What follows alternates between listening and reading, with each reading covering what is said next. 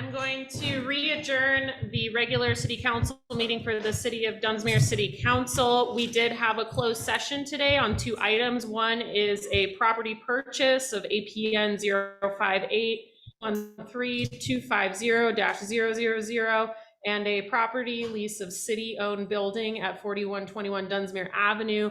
And the city council gave direction to staff on these items. And so we will now go back into roll call for this session.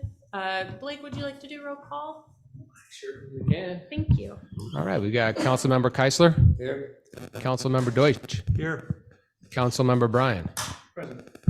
Vice Mayor Clarno, or Councilmember We're Clarno. gonna figure that out We'll today. figure that out in a second. That's my fault. Councilmember Clarno Here. and Mayor Lucchese. I'm here, thank you. We did have a special presentation to recognize Ron McLeod tonight, but he was unable to meet with us, but just he had a very lovely retirement party that I was unable to go to, but I heard it was a very lovely event. And so we're really thankful for Ron's time that he's spent with us here and all of the time he's going to continue to spend with us until he leaves us. If you do see him, please speak nicely to him and tell him how much he means to you and the city. So I will move us into item 8 for today, which is our general public comment. This is a time to address the city council on items that are not on the agenda or items that are on the consent agenda. You will have 3 minutes to speak. We ask that you come to the podium and state your name and address if you so choose. If you are on Zoom, if you'd like to make a general public comment on an item not on the agenda or on the consent agenda on Zoom, you raise your hand. Items on the consent agenda tonight are the check register for January 1st through the 27th of 2023, Union Pacific derailment letter of concern, community notification of Union Pacific derailments, and our pre-agenda schedule. And just to give the public an idea, the pre-agenda meetings are when the mayor and one other member of the city council meet with the city manager to discuss what's going to be on the next agenda and give input on that so we understand what the items are. So that is what that meeting is. It is not an open meeting to the public because it is only 2 people and not a majority. So I will open up general public comment for items not on the agenda or on the consent agenda. Leslie Wild, 5711 Sacramento Avenue. I want to talk about some protocols and maybe public comment. I watched a video of the January 5th meeting, and in that meeting, Councilmember Bruce Deutsch read a lengthy statement comment about some very inappropriate comments he had made about a citizen of Dunsmuir on Facebook. He apologized for the comments, but not to the person who was here. Then during public comment, the citizen who he had personally attacked and disparaged came to the podium and wanted to address those comments, and she was prevented. You all stopped her, and I understand that her name is Karen Keisler. You're all familiar with her. Most of you went to her wedding, probably met her family, maybe been in her home with her. She's not sophisticated. She's not as experienced as you. She's unpolished. But she had some things to say, and Mr. Kenny, in his capacity to always defend Bruce and Dave, stopped her because she did mention something about Bruce becoming the mayor, and I understand that that was going to appear later on the agenda, but I think that you could have found a way to allow her to not bifurcate those 2 issues, him becoming the mayor and her being upset about those a member of the council making disparage and personally attack her on Facebook. And I'm hoping that in the future that you can, if somebody comes to the podium and they are struggling, that you will help them find a way to say what they need to say. Those are important things. And that could be in the protocols. I don't know if I've reached my 3 minutes yet. You've got 1 minute. And I got a minute. 22 seconds. I know. I like the fact that you do limit them. When I was on the city council, the mayor, Dave Keisler, would allow people to make public comments for as long as they wanted, as many times as they wanted, and public comment would sometimes go on for 2 or 3 hours, mostly people just attacking me personally. So it's nice that these things have disallowed that once they're back in power. So I just think that I saw some comments that are within your agenda packet where a council member was talking about, I paid for his lawyer, I'm Please keep paying it for on this. for general public comment. We will have public comment in the future for the items Okay. later in the agenda. My last comment was that Mr. Kenny might want to put on a 700 form training, because those things should probably be listed on 700 forms gifts for loans. Thank you. Give me one sec. There we go. Whenever you're ready. Are we locked and loaded? Yeah, I'm new to this, so I've got it down. Madam Mayor and council members, I Could you am please state on your a more- name? Peter Arth, 5859 Thank Sacramento you. Avenue, resident, business owner, et cetera, and so on. As one of the few that still reads the local newspaper, I was green with jealousy that the city of Wairika has signed on to a plan to grow the rural recreational economy. And the big picture is a photograph of the abandoned Broadway Twin Theater in Wairika. And it says underneath, the shuttered Broadway Theater in downtown Wairika was identified as grammatically incorrect, a building downtown merchants and others would like to see revived as part of an overall plan to rehab downtown and make the area more appealing to visitors. And my concern is, why not Dunsmuir? Mount Shasta is working hard, our sister city, on revitalizing their Dunsmuir, their downtown and their beautification efforts for the downtown to attract visitors. City of Wairika was successful, as you know, in obtaining funds for visioning and planning. It's a non-binding plan, but it brings together citizens and merchants. And I noticed that even though there were two votes put on your agenda, the city council agenda, the idea of a housing committee and a committee that focuses on the downtown economy of Dunsmuir, it didn't make it to this agenda. I hope it makes it to an agenda soon. Specifically, I would like to work with the city on veteran housing. I've done research with the State Department of Housing and Community Development, the State Department of Veteran Affairs.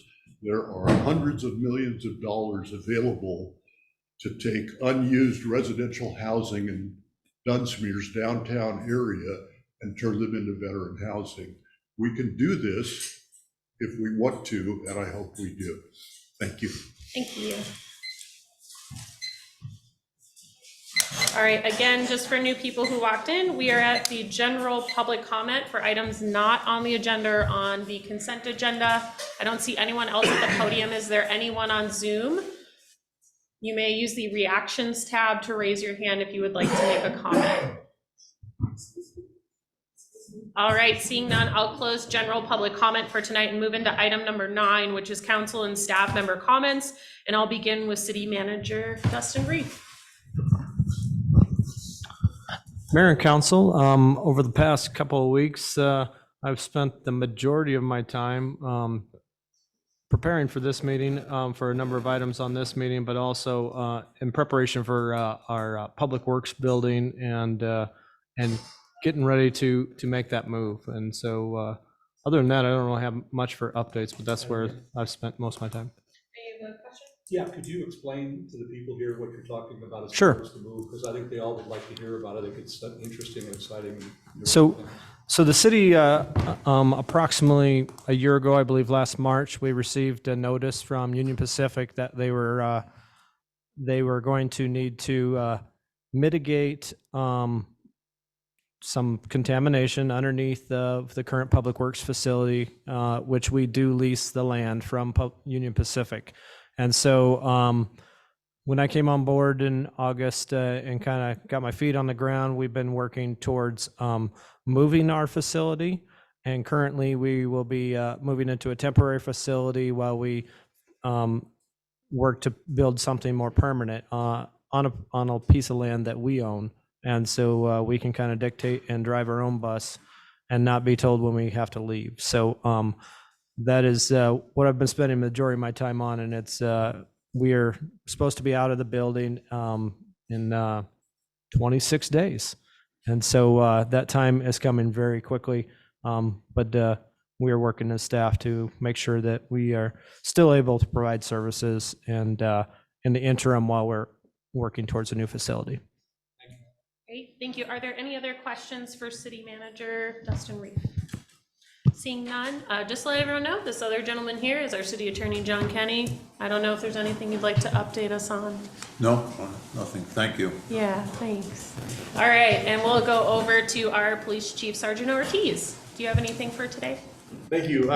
Nothing of note to report. I would like to take a moment to introduce Deputy Brad Thomas. It came to me that I had not had a chance to introduce him to the council and to the public. He was an amazing pickup it's been about a year now. His father worked for the sheriff's office and used to patrol Dunsmuir, Deputy Ryan Thomas, years ago. But Brad's a U.S. Navy veteran, has his bachelor's degree, and has been an amazing deputy, especially for the 1 year that he's got on with us. And he's assigned to Dunsmuir. Welcome. Well, thank you. Thank you. Welcome. Would you like to say anything or anything you'd like to add to that? No, ma'am. You're like, I'd like to leave as soon as possible. All right, thank you so much. Usually after this item, you guys are released, so it's fine. All right, we'll move over to council comments and we'll start on this side with Councilmember Keisler. Welcome, Deputy Thomas. Okay. I'm good. Okay, That's all I had to say. Councilmember Deutsch. I'd like to let everyone know that I'm working with the chamber, specifically with the executive director, Cheryl Petty. We're working on having a volunteer fair be held on Sunday, April 30th from 1 to 5. We've identified as many of the different organizations that require volunteers and all the different events. What we're trying to do is to bring in a new generation of people to replace all the gray-haired folks that are doing a lot of stuff around here. So if you have an organization that could use volunteers and you don't hear from us, let us know. Let Cheryl know at the chamber. And we're going to have a meeting. What do we have the date set? February 13th, I think it was. That's right. February 13th, we're going to have a meeting of all the various people in the city that have organizations or events that need volunteers. At the same time, I'm going to be working on the side to develop software, identify a software solution. There are a whole bunch of them out there. And the idea would be that going forward from here, for the people that can show up at this event with tables all around, we'll be able to get information out on all kinds of things. So anything you want to get out, this is a perfect time. But then also to have the ability for people who can't make it and on down the line to go onto a website and find some event where they can get involved. So that's what we're working on. February 13th, we'll pull that together, and that's all I have. Thank you. Councilmember Claire now. I've just got two quick things. One, went to a new. I'm sorry, could you please be quiet or at least step into the hallway if you're going to have conversations? Thank you. Please continue. Went to a new council member and mayor training and orientation down in Sacramento a week and a half ago. Very informative. It was very valuable to be able to go to that. And then the other thing I've got this evening is we just had our first Brewfest meeting yesterday, so we're in the early planning phases of getting that going. It's going to be another great event this year. Thank you. Councilmember Brian. I've been working on a number of things. Feels like time's been going by very fast since the last meeting. Helping with public works solutions on the real estate side. I have a couple economic development projects that I hope to bring soon, but aren't really ready for presentation. And most of the things I'm working on appear later in the agenda, so I'll take it. All right, thank you. And I'll keep mine brief. I have quite a few things. I met with Blake and Dustin on 2 upcoming grants. One is the CAL FIRE grant, which would pay for equipment and services for fire prevention. And so the city manager and Blake are working primarily on that one, just offering support where I need it, or I'm needed. And then the other one is our community development block grant funding is coming up here in the next couple of months. And there is an open enforcement grant that's available that can be used for equipment purchases, training, as well as assisting with legal services and abatement proceedings. And so with our vacant and distressed building ordinance that we're moving forward with compliance on that. See if I can get on there. Yeah, I want to try to listen in too and just see if I can see I don't we know, can maybe hear I'm, you. hopefully I'm wrong, but. Yeah, the meeting's going on.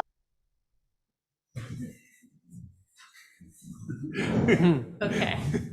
Just really quick for everybody on Zoom, just make sure you guys are muted and do not unmute yourself until it is time for your turn.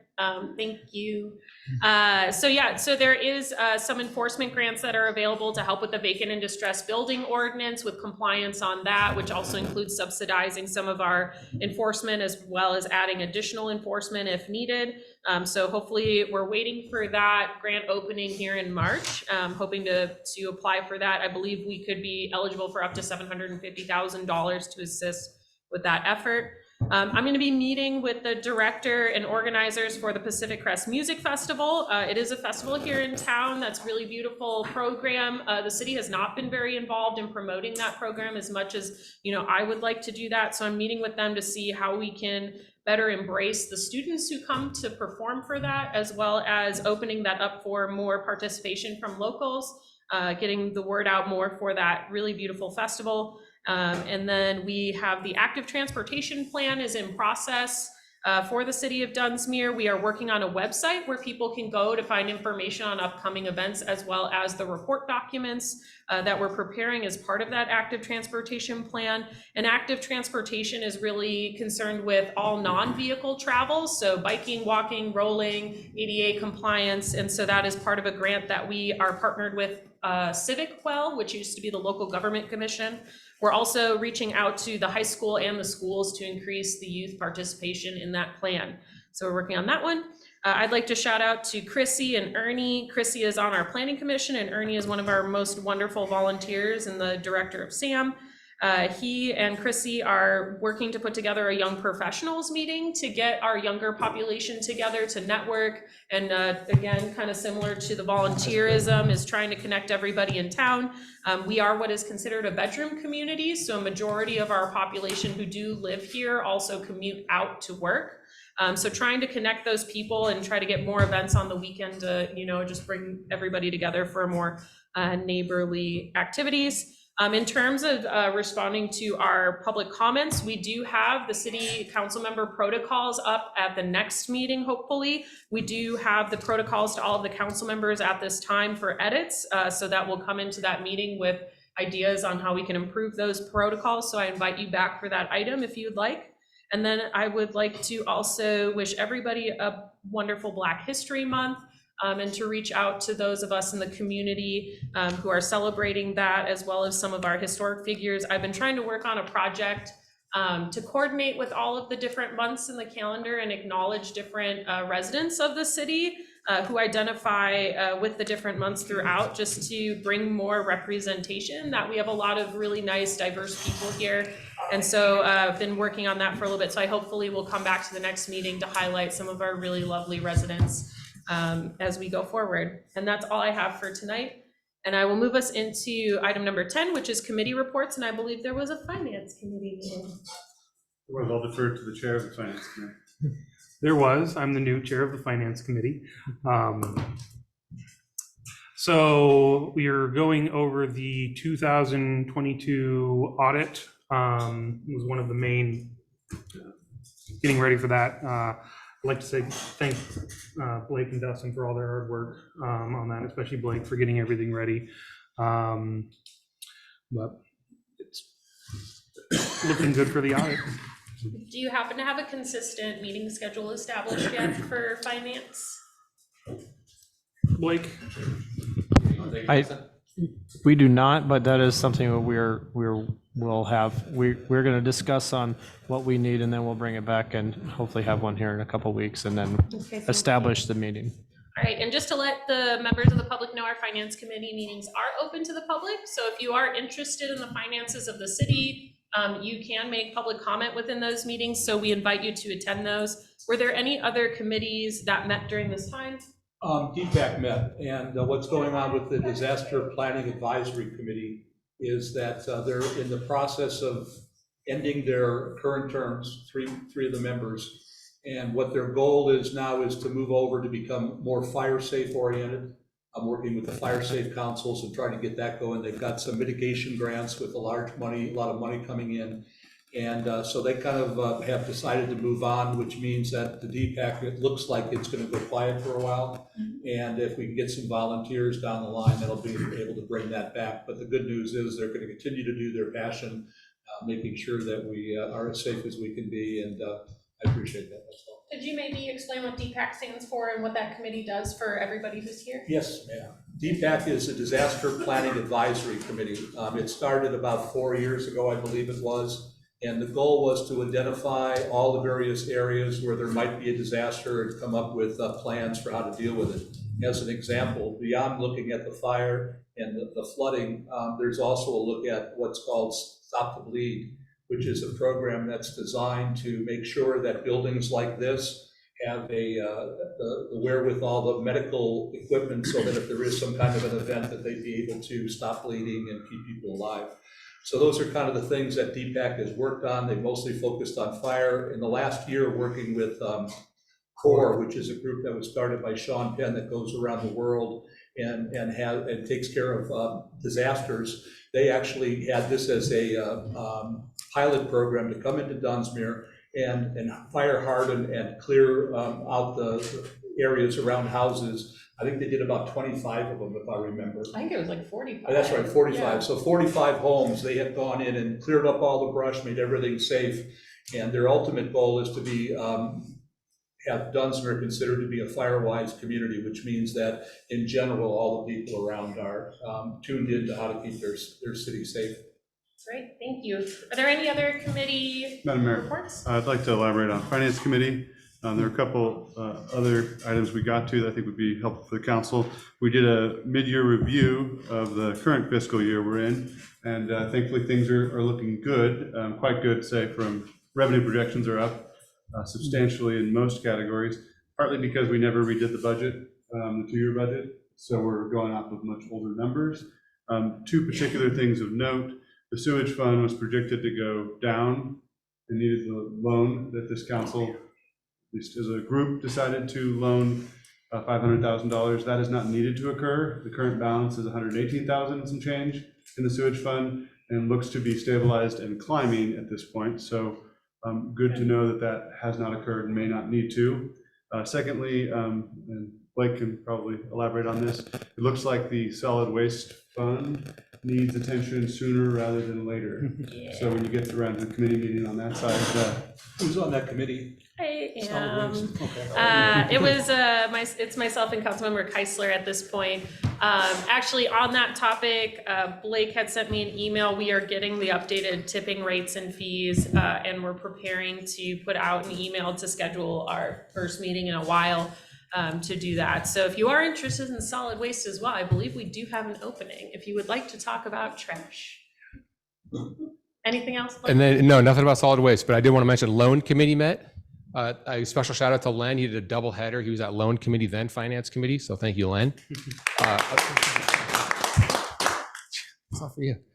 So anyway, Loan Committee met. I'm real excited about it. Hopefully Len is too. So it's Len, Mark Rowley, and then one of us, Dustin or myself, on that committee.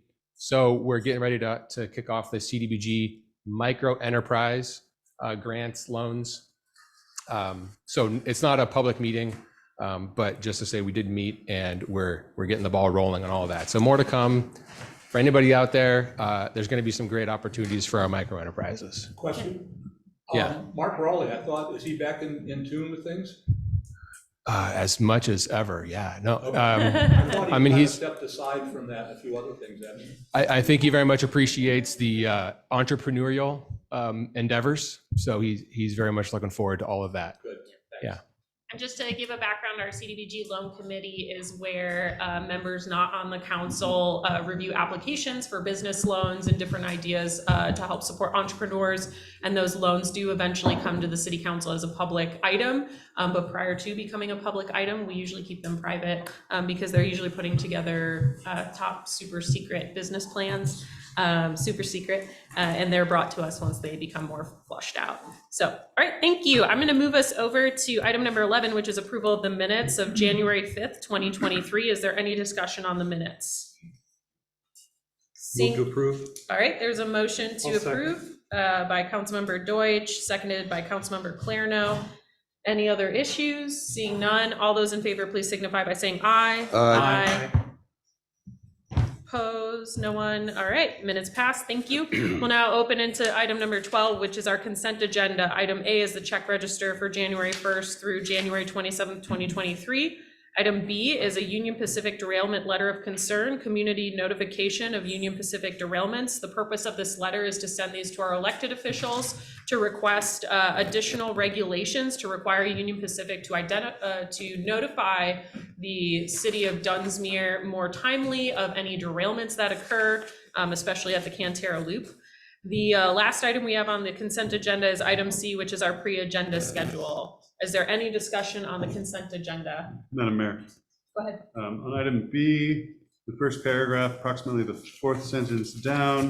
Did I spell something? No, the city, after the sentence, the city has historically a negative relationship with Union Pacific concerning derailment events. The most destructive event being the 1990 loop that resulted in, et cetera, was actually, as a point of fact, Southern Pacific at that point in time. So we I are can make that note. justly holding Union Pacific to task, but we shouldn't blame them for something that technically wasn't theirs.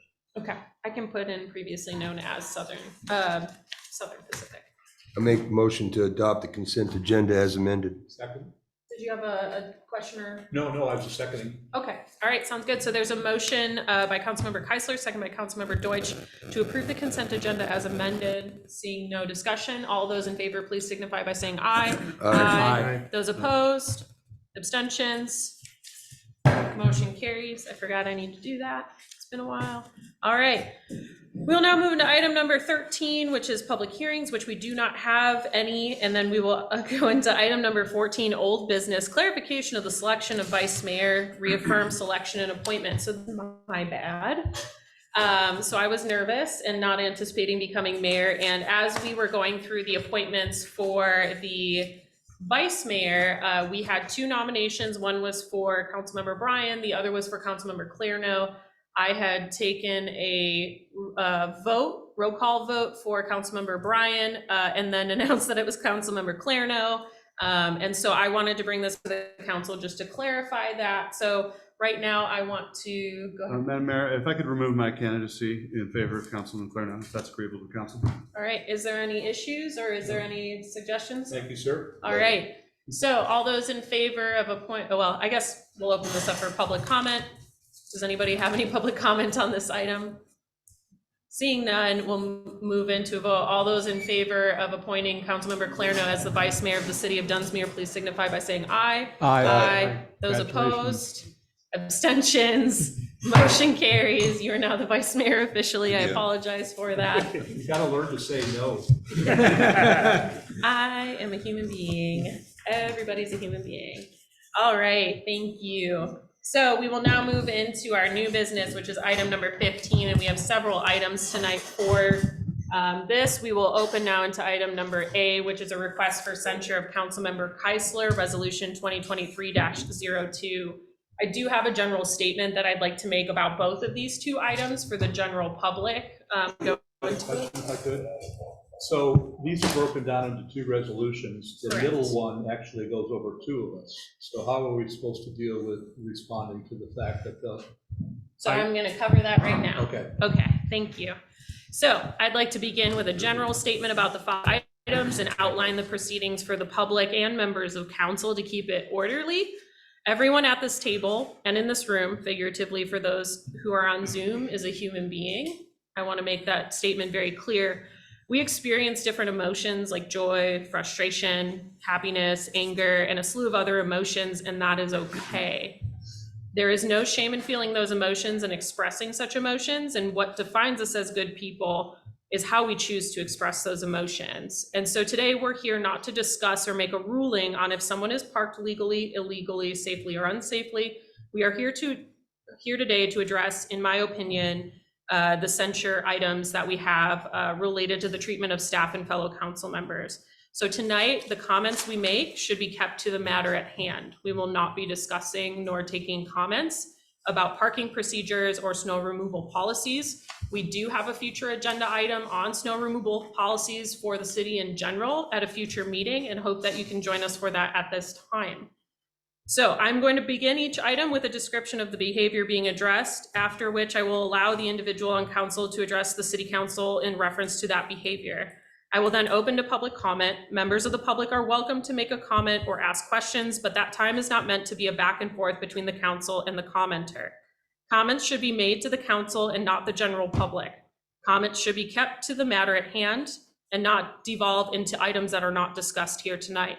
If the comments venture into topic areas that are not related to this item, then I will request the commenter to return to the matter at hand. This is not the appropriate time to address the council on snowplow policies, as I've stated earlier, or other matters that are not here. There will be future meetings where the snowplow policies are discussed. After public comment, I will return to the council for follow-up and discussion, beginning with the person that is subject to the proposed censure. Then I will proceed to each council member for discussion in order. This process will be the same for both items. So we're going to begin with Councilmember Keisler and the memo that I prepared. I will then open to City Manager Dustin Reef, and then we will allow Councilmember Keisler to address. We will go to public comment, and then we will return. Everyone will have a chance to discuss at that time. Do we have any questions on that protocol? And then the other thing too is I just ask that everyone, including the members of the public, are respectful of everyone's time. Please do not talk over other people. I will gavel you and I will request you to leave. So I am now going to allow the city manager to make a statement regarding the proposed censure of Councilmember Keisler. Mayor and council, and members of the public, I am making a clarification of the censored documents, some of them regarding some errors, and then also provide some context. I know there's a number of emails that are provided in the packet, but I want you to, at least to understand the context from the city manager's standpoint and how we got to where we got to. I would like to, I am presenting points of clarification for the official record to reflect the full picture of the situation and to correct errors and mistruths that are represented as a part of the censure packet. On page 15 of the packet, there's a mention of a recorded phone call. I am hereby requesting a language change and a retraction of that statement and a retraction of the recording. The statement should be read as follows: a written statement and summary of the phone call with Councilmember Keisler is provided to the council as supporting evidence, which I have a copy right here that will pass out.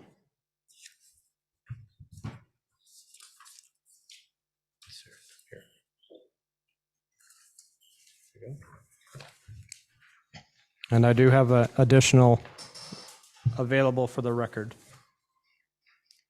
On page 21, the first paragraph on the second line reads, Bruce sent another email threatening my job and decision-making. To clarify, this should read, Bruce sent another email threatening Dustin's job and decision-making, since the memo was actually written by Mayor Lucchese. On page 21, under facts supporting censure, the statement is referring to Dave Keisler. This statement should refer to Bruce Deutsch. I believe that is what Councilmember Deutsch was bringing up earlier. On page 34, in the fourth and the fifth paragraphs, Councilmember Deutsch, on behalf of Councilmember Keisler, makes the following statement. He is giving the responsibility to you now. If you don't find someone to do it, the decorations will stand, and there will be nobody left, nobody to put up the flags and take them down. It is in your hands now. Well played. For a point of clarification, the city does not own these decorations. They are owned by the Rotary. The city works in cooperation with the Rotary to allow them to be placed on city property. This is a longstanding tradition and a point of pride for our community.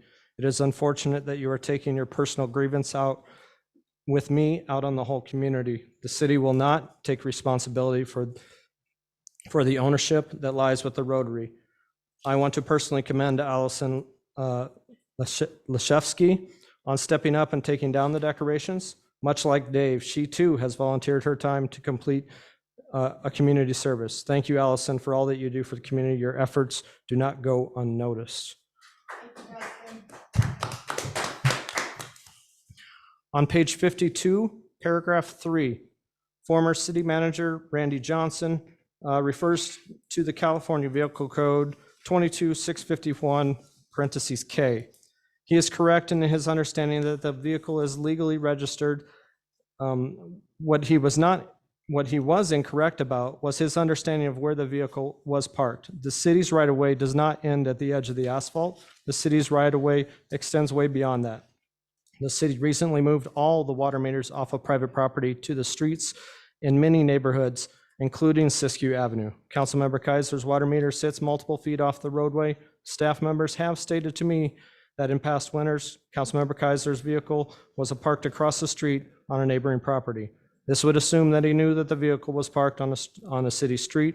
Unfortunately, that location in which he parks is a grass area that is also not allowed as a parking area according to Dunsmuir Municipal Code.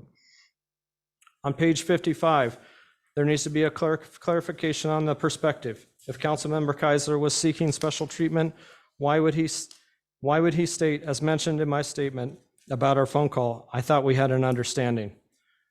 Here is the lens under which I was taken through the whole situation.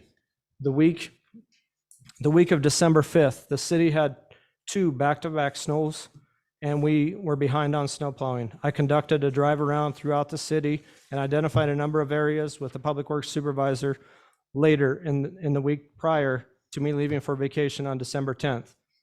I told him to do what it takes to get them corrected. Some of these areas included a priority snow route on Siskiyou Avenue from the overpass to the school, all of Needham, Timber, Deerhaven, Forest, Hope, and Apple. Mr. Wilson worked with the Community Service Officer, Mark Allen, to identify vehicles that were in violation of the code and gave them warning tags to move their vehicles. 27 vehicles were given warning tags. 25 of these vehicles were moved, and the remainder were towed. These vehicles were given warning tags on December 14th, nearly a full week after the snowstorm, the second snowstorm, actually. The number of vehicles and lack of ability for the city staff to clear the streets in a safe manner warranted a citywide street sweep. The street in question is one of a few with a yellow painted line indicating it is not a neighborhood residential street, but a collector street, much like Dunsmuir Avenue. The street was down to approximately a lane and a half width with no turnouts for passing vehicles. Councilmember Keisler called me on the morning of December 15th while on vacation, attempting to plead his case regarding the warning tags. However, he noticed he never once contacted the code enforcement officer to ask why.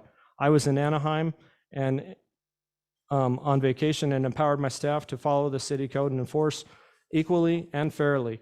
I told Mr. Keisler I would look into it. I did not state I would call him back. The conversation was very intimidating, and he was expecting me to take action on his behalf. I immediately called Mayor Matthew Bryan to discuss. I felt an extreme uneasiness about the entire situation, so I called the city clerk, Wendy Perkins, and the finance clerk, Bryan. While I was on the phone with Wendy, Councilmember Keisler attempted to enter City Hall, and even blocked the door, attempting to gain access. Again, attempting to intimidate and use his position of authority for his own personal gain. I provided guidance regarding security, and I attempted to enjoy the remainder of my vacation in Disneyland. When I returned on December 19th, nearly 2 weeks after the storm, the situation with the vehicle had not changed. Mark Allen asked me for advice on towing of vehicles. I stated that we treat all of them equally, no exceptions. Mark began checking all of the locations and coordinated the tows of 2 vehicles. I reviewed the situation, and I was bound by the ethics and the law to treat all equally or place the city in a potential legal situation with the other 26 vehicle owners.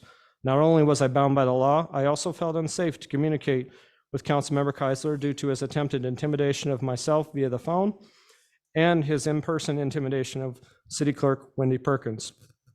After the towing of the vehicles, things escalated. On December 22nd, Councilmember Keisler called me at the office stating, I thought we had an understanding, and further intimidating me, trying to plead his case. Later on that same day, Councilmember Keisler and Councilmember Deutsch jointly entered City Hall to pay his fine.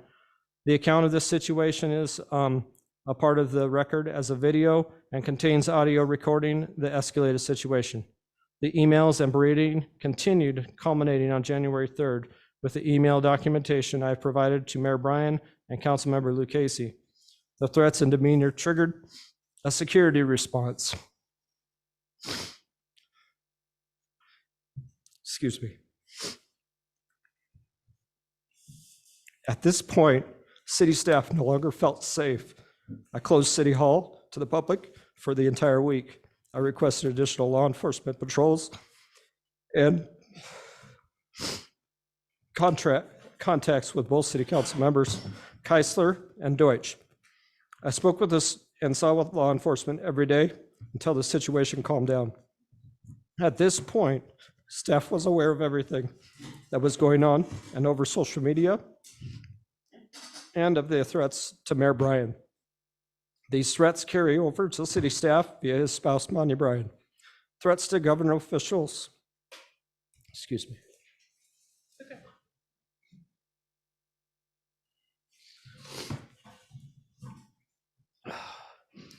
Threats to government officials that are actions that are unacceptable and should be taken seriously. I provided an administrative appeal form to Councilmember Deutsch on behalf of Councilmember Keisler, but have not received an official appeal to this date, and the standard appeal process has since concluded. I want the community to know that I do not know that I can even quantify the amount of time and city resources that were used to address these issues, but I would estimate that my time alone is in excess of 80 hours. This does not include the mental toll, stress, and feelings around being unsafe this has had on all of my staff, especially those at City Hall, but also including myself and my family. I did not come here to make accommodations. I was hired to do a job and move the city of Dunsmuir forward in our mission to serving citizens in the best and most effective way possible. Thank you. Nice job, Dustin. Excuse me. All right, thank you, City Manager. As presenter of the two memos, I'd like to reiterate that this proposed censure is in relation to the actions and behavior of Councilmember Keisler for this first item. The behavior that was exhibited and the response from Councilmember Keisler that is presented in this packet is, in my opinion, a disservice to the city of Dunsmuir. We at this table are representatives of the city. Therefore, our actions and behavior are a direct reflection of our residents and businesses. I ask my fellow council members and Councilmember Keisler the rhetorical question of what does this behavior say about our city? I was further disappointed by the response to my censure in the packet. There is a weak apology, in my opinion, to our city staff and no apology to our city manager. In my opinion, this statement takes little to no ownership or responsibility for Councilmember Keisler's behavior and impresses it upon others. City staff, myself, the public are not responsible for your actions. You and everyone in here always have a choice to express their emotions in a productive manner that seeks to solve a problem instead of projecting it on everyone else. My final statement at this time is that regardless of who you are or what you do for the community does not give you the right to threaten and bully others. You have done yourself and the community organizations you associate with such a disservice with this action. Your volunteerism does not absolve you of anything. It does not give you the right to anything. You have used the opportunity to serve this community as a means to your own benefit in this circumstance instead of the altruistic purpose of volunteerism. I will cede my time to you for response. So Councilmember Keisler, prior to public comment, I would like you to give you as much time as you would like to address what has been presented. I ask that the other council members, the public and staff give him the time that I was afforded as well as the city manager. Please let me know when you have ceded your time and we will open to public comment.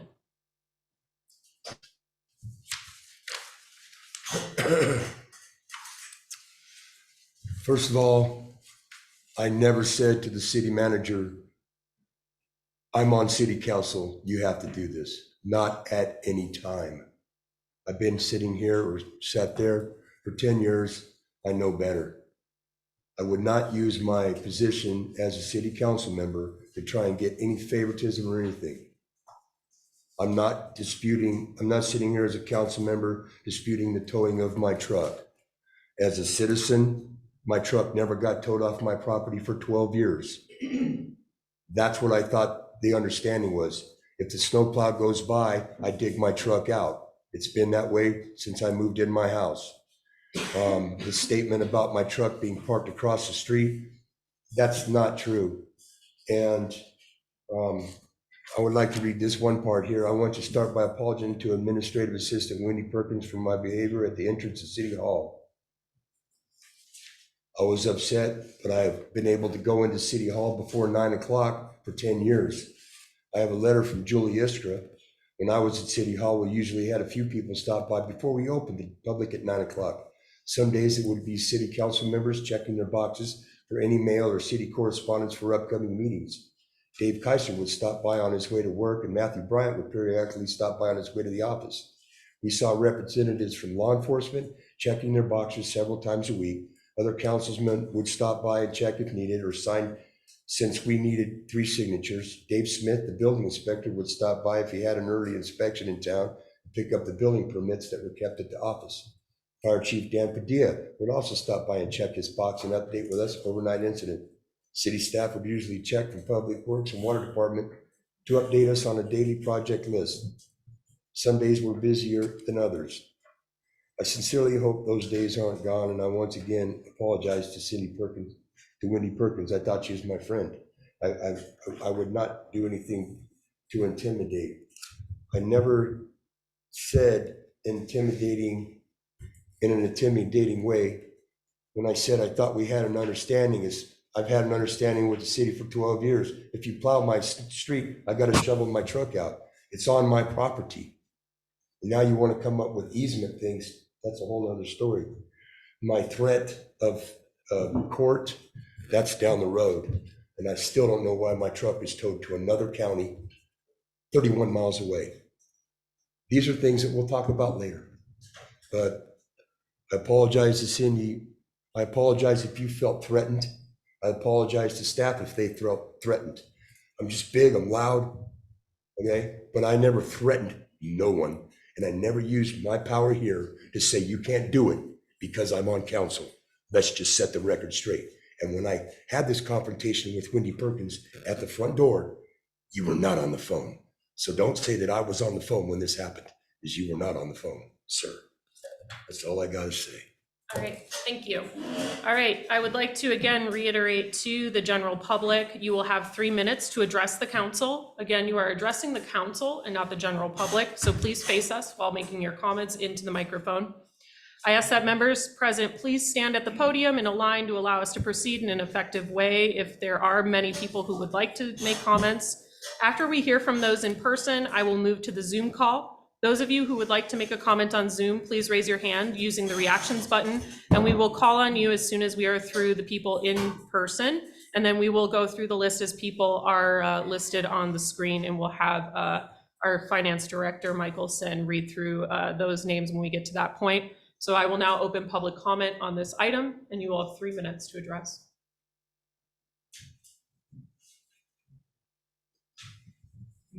Hello. My name is Manya Bryan. I'm city staff. Dave Keisler, there is nothing big about the way you're behaving. It's time to stop the corrupt behavior of favoritism. Just because you're on city council does not mean you're above the law or get a free pass. There's no understandings. It is time for you to abide by the same laws as the rest of us. You continue to hold your volunteering up like everyone owes you for it. That's not true if you're actually volunteering.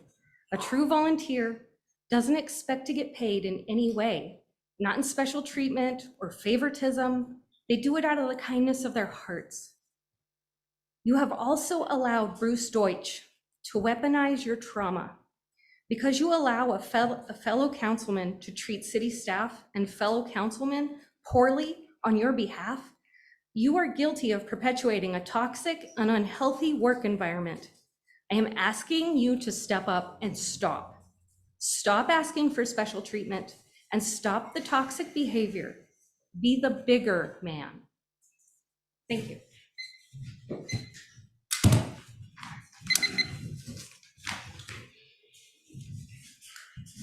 Peter Arth, 5859 Sacramento Avenue. Of course, I've served with, I'm not going to call you Big Dave. Some of your detractors call you Little Dave. But I salute the mayor. I salute the last speaker. for upholding the values of our community. It's an act of bravery that changes the paradigm of the way this city has been run for a number of years. I apologize to Dustin. You should not have been put through what you were put through. We'll get to Council Member Deutsch later, but Council Member Deutsch, on behalf of yourself and Dave Keisler, have said you're against our new city manager. You saluted him as a veteran, and then you disrespected him. Apologies are lovely. It's not enough. You need to man up. I hope you vote yes on your resolution of censure. At a minimum, you ought to abstain.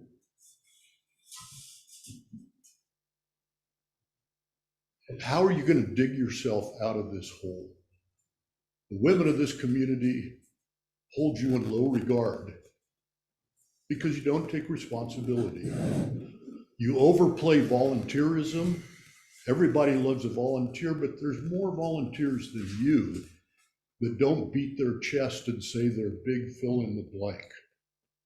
If you're so unhappy sitting on this council, it causes you humiliation, you disrespect the mayor, you disrespect Matthew Bryan, you shouldn't be on the council. If it's causing you mental anguish, move on to something else. Thank you.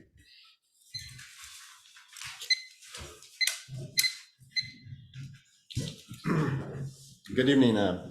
I'm Brian Wilson of Dunsmuir, California. I work for the city. I'm also a staff member, public works supervisor. I do the direction of snow removal. I stand behind every word Dustin said tonight, and in fact, I had half of it written down, but I wasn't allowed to say it. So thank you for saying it. Thank you for coming into our office and protecting us the way you do. You're a great addition, and we needed you there. So thank you. I had some stuff written down here. Bring my glasses. I did. Okay. Again, this is to Big Dave. I love you, Big Dave. You're like a brother to me, but man, you crossed the line, dude. This was not a personal attack on you. We were trying to be fair. We were trying to do our jobs right and safely. It's hard enough to do them as it is, but when we need to have vehicles moved, it's because it's something that we need. It's not picking on somebody at all. And we're not trying to use the power. Mark is a great asset to what we're trying to do out there. And all he did was go out and try to do a very hard job with the best tools we have to do with. And that's these little notes that we handed out. And I think we got a really good response from it, but you didn't want to respond to us. I took that kind of personal. I thought, you know what? Our council member, my buddy, he could try to help me do my job easier and he would move his vehicle. But you didn't. You chose to flex. And you know what? I think everyone's kind of tired of you flexing. And we do know you've done a lot for this community and we really appreciate it. But we're all a village, but we all do a lot for this community. It doesn't give us the right to do wrong in the community. Anyway, I don't have any more to say. With great power comes great responsibility. Use it wisely. Thank you.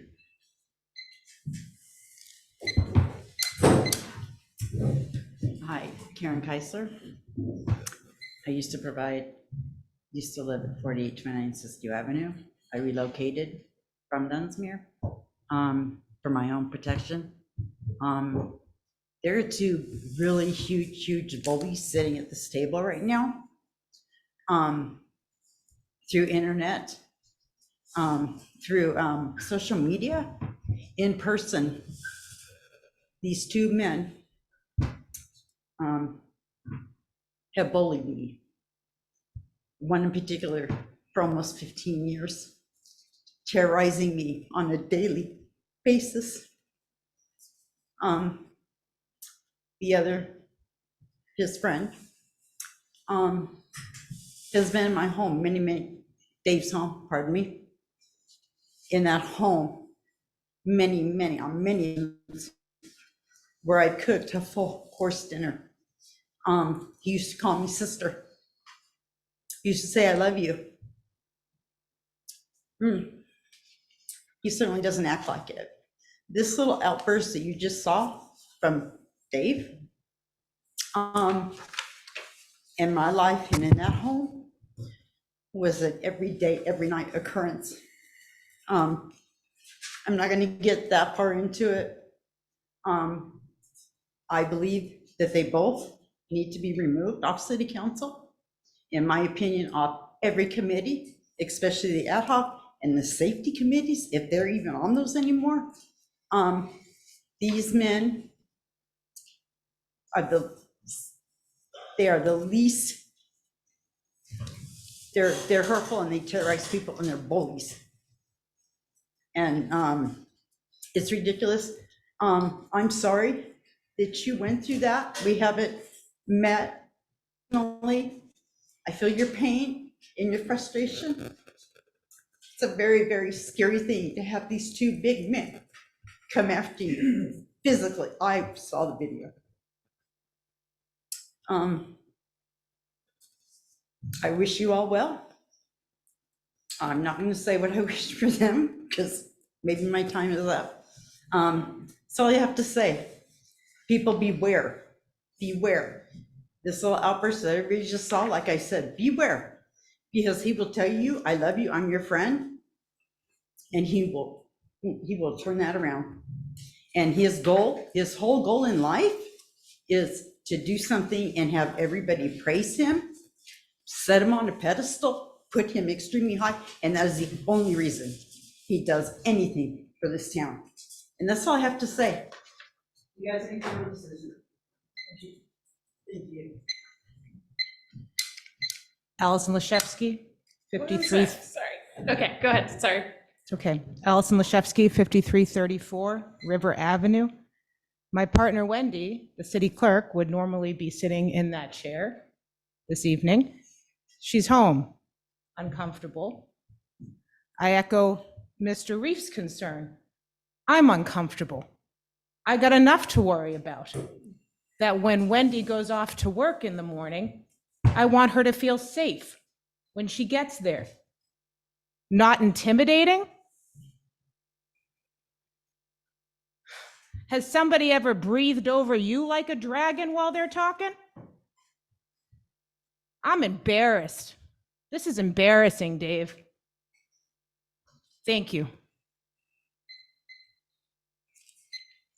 Are there any other members of the public who would like to make a comment at this time? I wrote a big thing that I was really going to rip him, but everybody else did it for me. I just want to say, Dustin, I hope that you stick around. Dunsmuir could certainly use your leadership.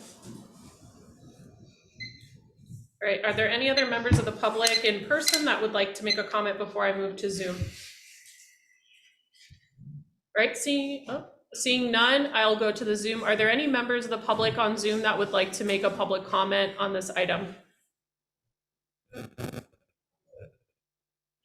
And again, you go to the reaction tab at the bottom and you raise your hand if you so choose. All right, we will now close public comment on this item. Councilmember Keisler, I will return to you to begin discussion and further comments if you so choose. I am then going to move to Councilmember Deutsch, Clarno, Brian, and then I will finalize with myself. I again ask that when a council member is speaking to afford them the time uninterrupted. I appreciate members of the public who have been good so far. Councilmember Keisler, please proceed. I'm sorry if you thought that was an outburst. I was just trying to defend myself. I never have used this council as for any favors. And I'm not the one that put everything I did in volunteerism. Rich did that for me. I didn't put that out there. I wasn't trying to pull my own chain. So y'all think what you want. All I know is ever since November, y'all ain't been liking me. And that shows. Whether I'm guilty or not. If I was guilty, I wouldn't be here. Fact. So You know, I'm sorry that if you guys feel that I bullied you or if you're scared you can't go to work. I never tried to intimidate nobody. I know I'm big and I try and watch that half the time. I apologize to Wendy. I apologize if you think I never meant to make you cry, bro. That was good though. Good for the stage. Maybe I should have cried. But I never intimidated you. I never said, the only thing intimidating to you is I said, oh, I'll take you to court. And we're not there yet. That's another conversation that we'll have in court. So I reiterate the fact that I didn't say you couldn't tow my truck. I said it hasn't been towed for 12 years and it's on my property. On my property. And when I went to City Hall that day, I didn't know you were on vacation. I thought you were in there. I wanted to talk to you. This sticker says get it off the street, out of the way of the snowplow. That's what the ordinance says.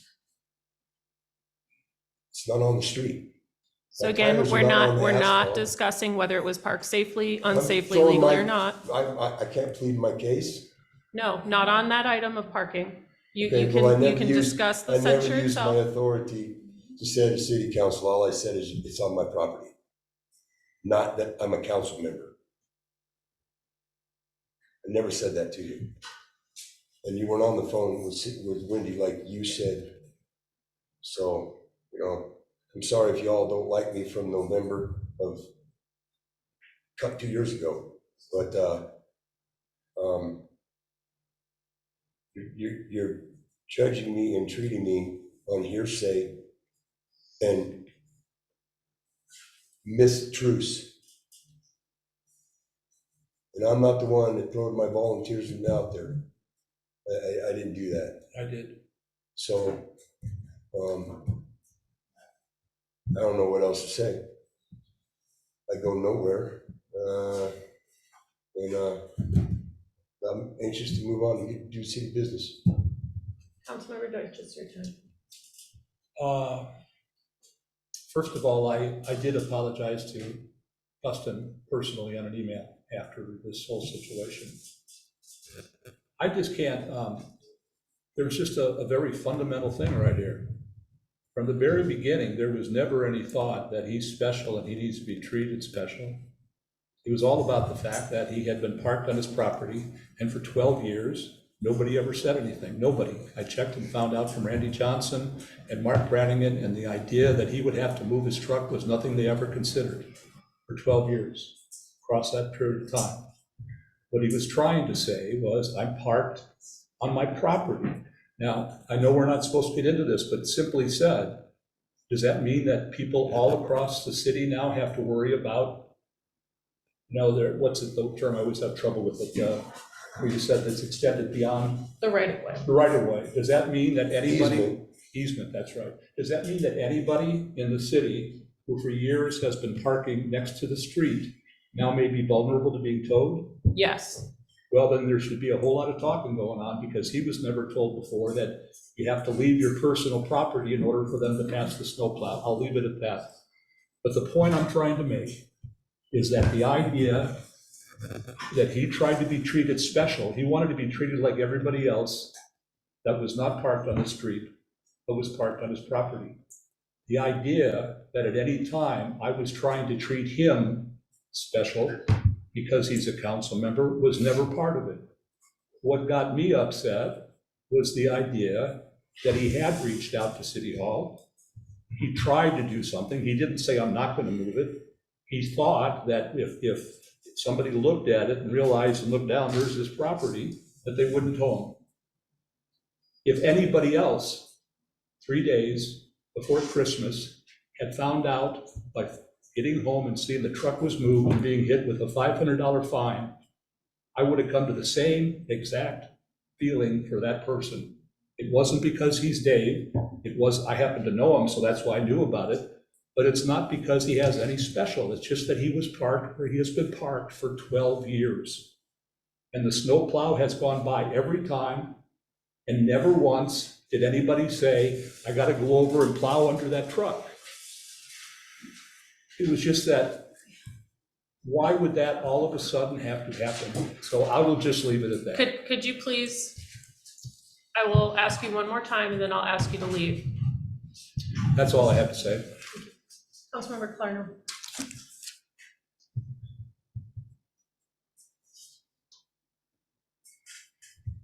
I've just got two things to say here. One is a fellow large person. It is, you do have to be very careful when speaking to people. And as someone who works in human resources, it's not about, oftentimes it's not about anyone's intentions. It's about how it comes across and how it makes the other people feel is the unfortunate, well, is the truth of an issue like this. I'm not going to go into or speculate right now onto any intentions or anything along those lines, only address how it made the individuals feel, which I think is fairly evident from the testimony that people have been given. And that's what I'm going to say. Councilmember Bryan. Yes. Well, in addition to the immense testimony tonight from the community, I just could share that I was a witness to the reaction to this event. I'm not here to discuss the full implications of the street, not the street. It's not what's being questioned here, but the reaction of these individuals. I know it did shake our city manager and contributed to a very toxic work environment. And I just want to say, this censure, this is a necessary reaction for a city that respects itself. If this behavior occurs, this censure I view as a necessary reaction. It's not a counterattack. It's not a next phase. The behavior occurred prior to now. This is the first meeting at which we're able to, in the correct format, with public notice, fulfill the necessary reaction, and that's my stance on it. Thank you. I did not prepare my own statement for discussion because I was not sure how this was going to go with you, but I am so disappointed. Every phrase out of your mouth has been, I'm sorry you feel that way. That is not ownership. That is not responsibility. I'm done with you. I motion to approve resolution 2023-02. Second. There's a motion and a second. Is there any other discussion on the motion at hand? Seeing none, we'll move into a roll call vote. Finance Director Michelson, may you please do that? Do you want me to do that order that you said? Either order is fine. Okay, we'll start with Councilmember Clarno. Aye. Councilmember Bryan. Aye. Mayor Lucchese. Aye. Councilmember Deutsch. No. Councilmember Keisler. No. Motion carries. Well, I thought it was a 2/3. That is 2/3. It's It's 3 yeses. 66%, it's 2/3. You Three- don't have enough votes. 3 yes, 2 no's. 3 yeses and 66, it's not 2/3 as your thing states. The resolution states 2/3. 66%. 66%. Sorry. You do not It is- have it was 66%. What is it? What are you saying? What is the vote needed to censure an individual? A majority of the council. Okay, thank you. There's a majority of the It says council. 2/3 in your resolution. I am human. I can be wrong. I'm sorry, I made a mistake. That makes 2 of us. Is that a good example for you? All right, we will move into item 15B, censure of Councilmember Deutsch.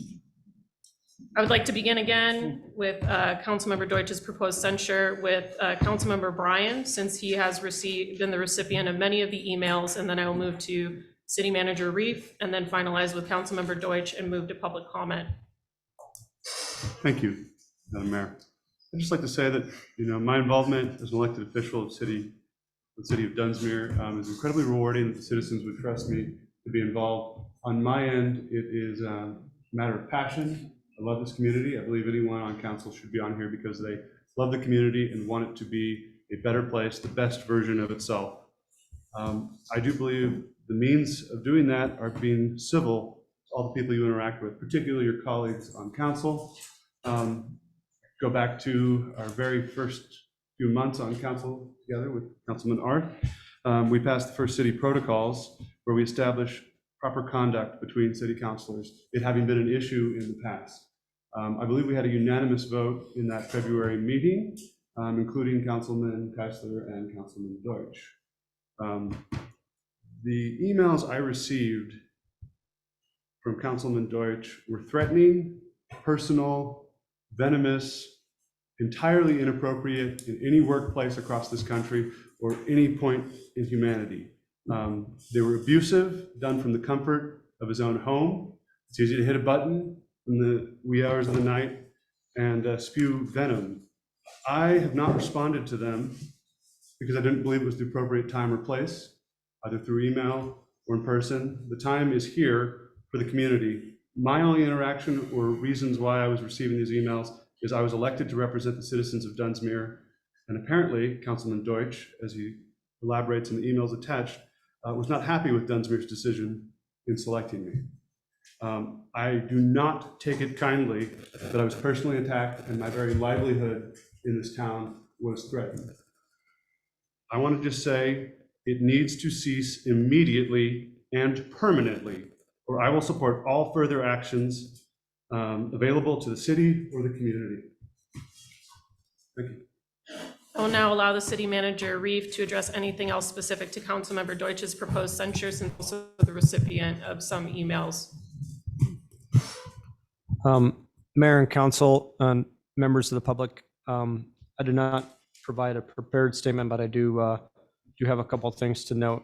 I did also receive, or there was also an additional incident that was not recognized in the packet with the interaction with Councilmember Deutsch, where he, and that was the week of the 3rd of January, when we did close City Hall, and Councilmember Deutsch entered City Hall, bypassed the front counter, not saying a word to anybody.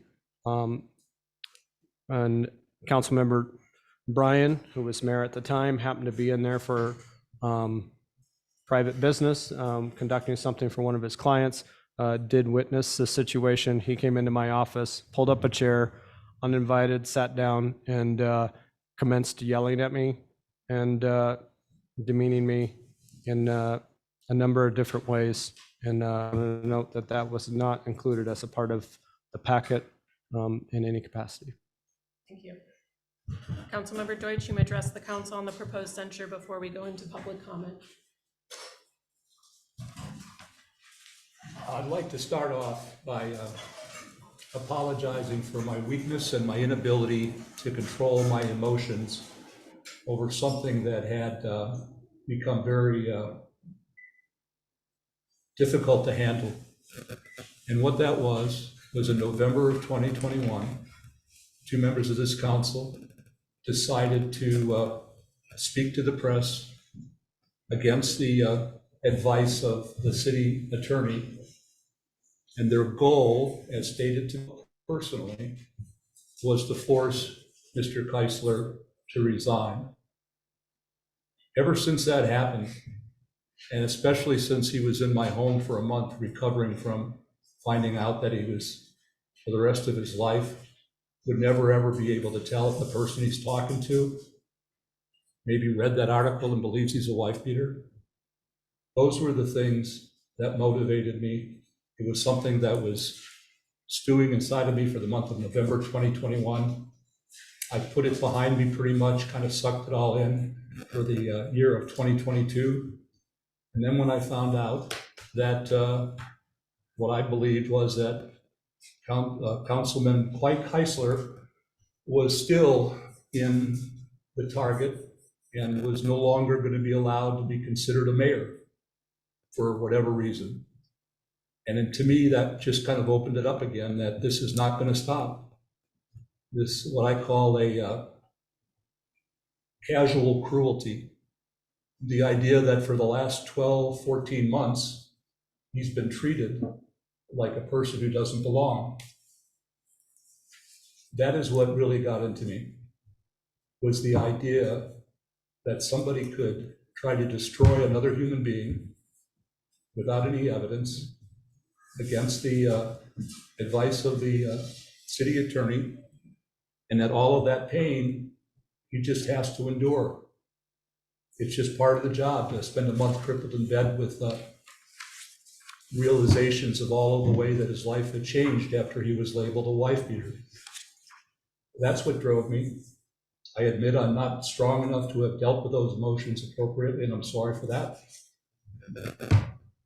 I was locked into that mode. I was back in November 2021. And I apologize, Matthew, I realize what I sent to you was obnoxious and inappropriate in every way possible.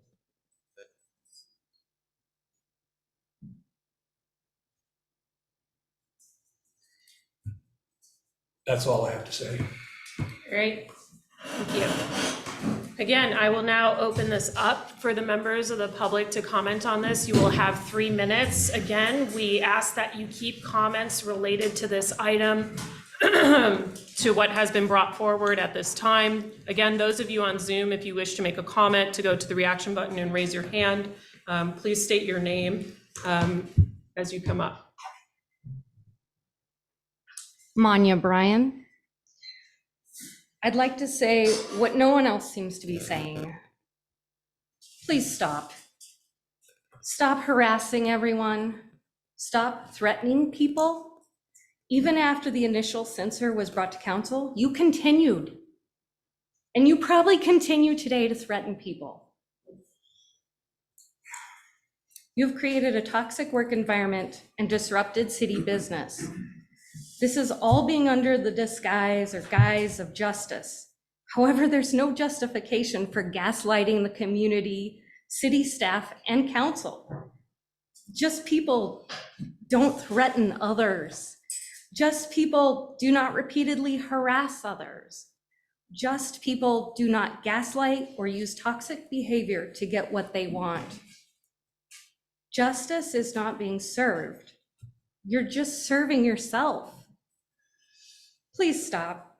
Just stop threatening and harassing everyone. Thank you.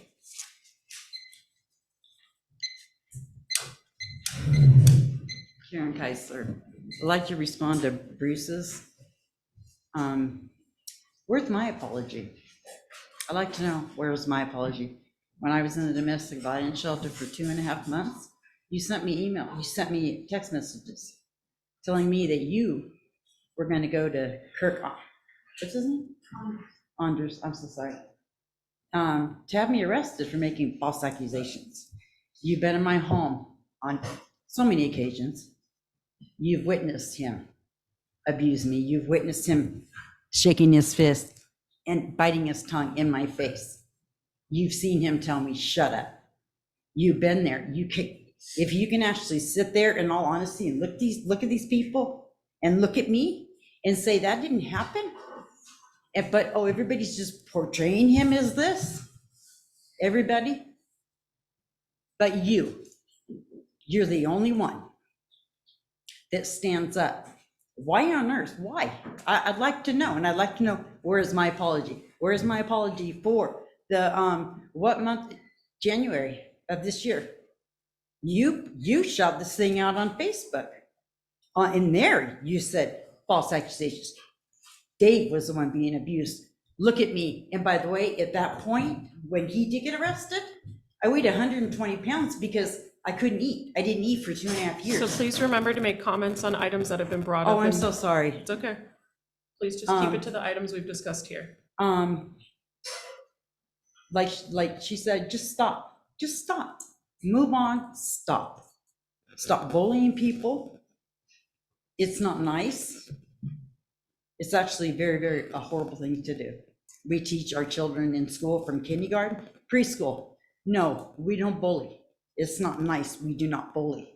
You're a grown man. Stop bullying people. That's all I have to say.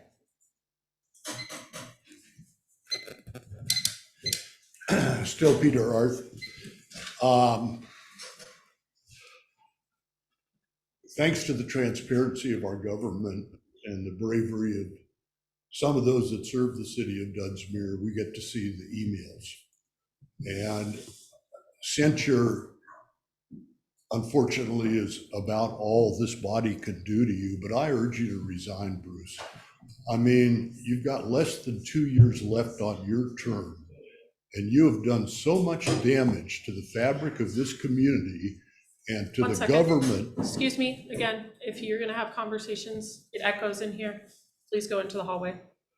Please continue. So all you have to do, and the notion that you and Dave were talking about initiating litigation, are you going to include the sheriff's department as well for unlawfully arresting Big Dave? Or is it just going to be the city? And is it just going to be Juliana and Dustin? And who all are you going to sue? Later at 1:23 p.m., Bruce sent another email threatening my job and decision-making. Pretty nice. What else do we have?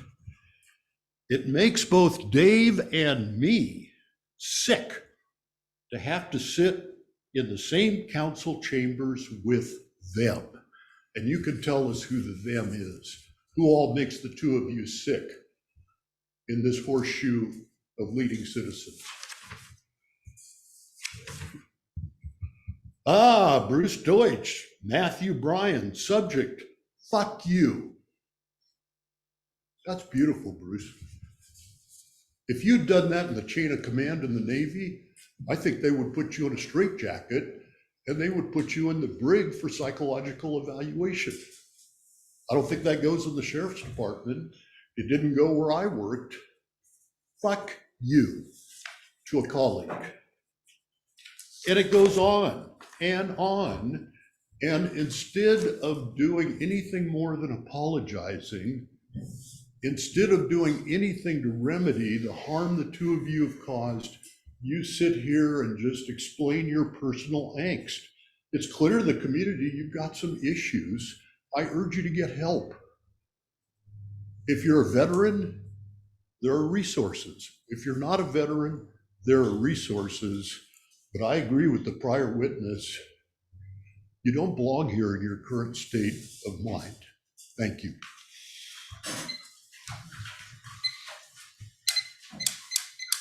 Brian Wilson, Dunsmuir, California. I'm going to speak as a person right now, not as a staff member. What you've done to these people was really hurtful. To see Manya have to come in every day and the way she has to deal with what you're throwing at her. And I go, why? I keep asking myself, what does Bruce have to gain from this? To use Big Dave's pain to try to be the mayor, you know? Was it that important to be the mayor that you had to hide Big Dave's pain under your pillow till you could throw it out at people and make yourself feel better? You know, that's not what we do to people.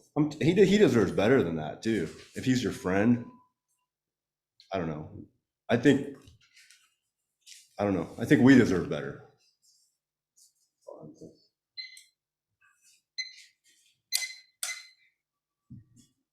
Allison Lashevsky, 5334 River Avenue.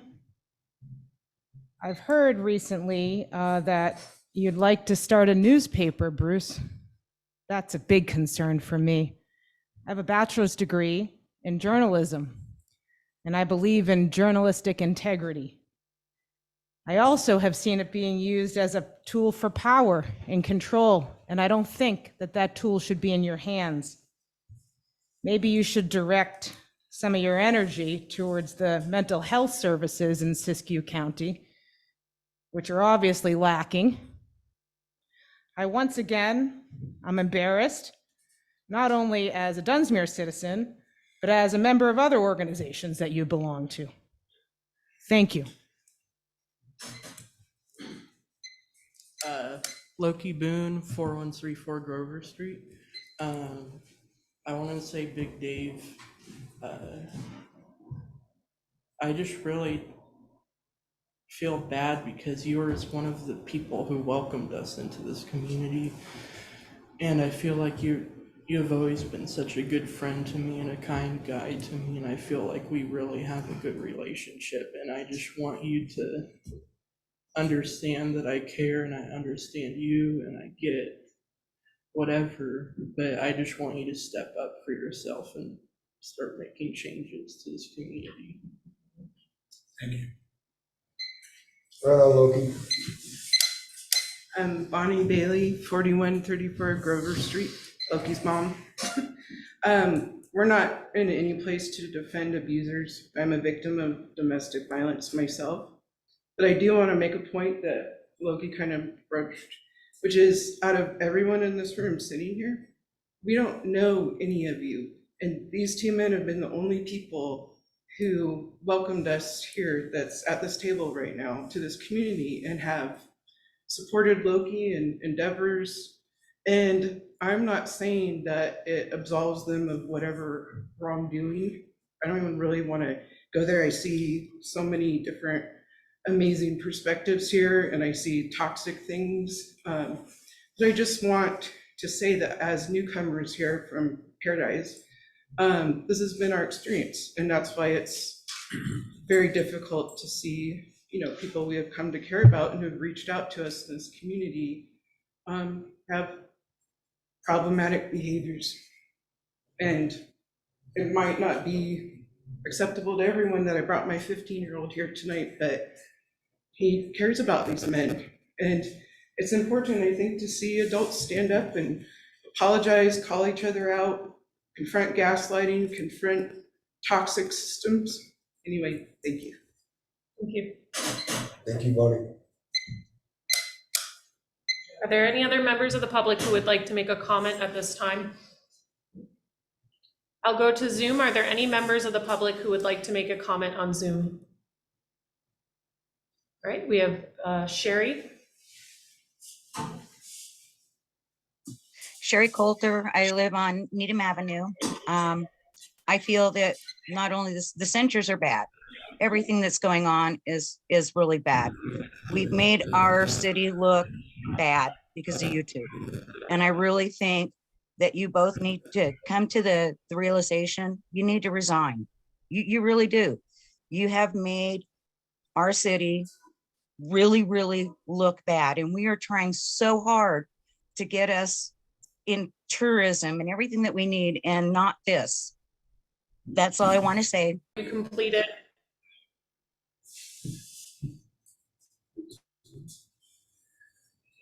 She might have did it herself, and I've got it locked off. Sherry, did you want to continue to make a comment? You can raise your hand via the reaction button. We got cut off because of the recording. Okay. Okay, thank you. Are there any other members of the public? Seeing none, I'll close public comment on this item. Give us a second. I'm actually really surprised it's the first one that's come by. All right. Whenever you feel comfortable with the train, there's one more.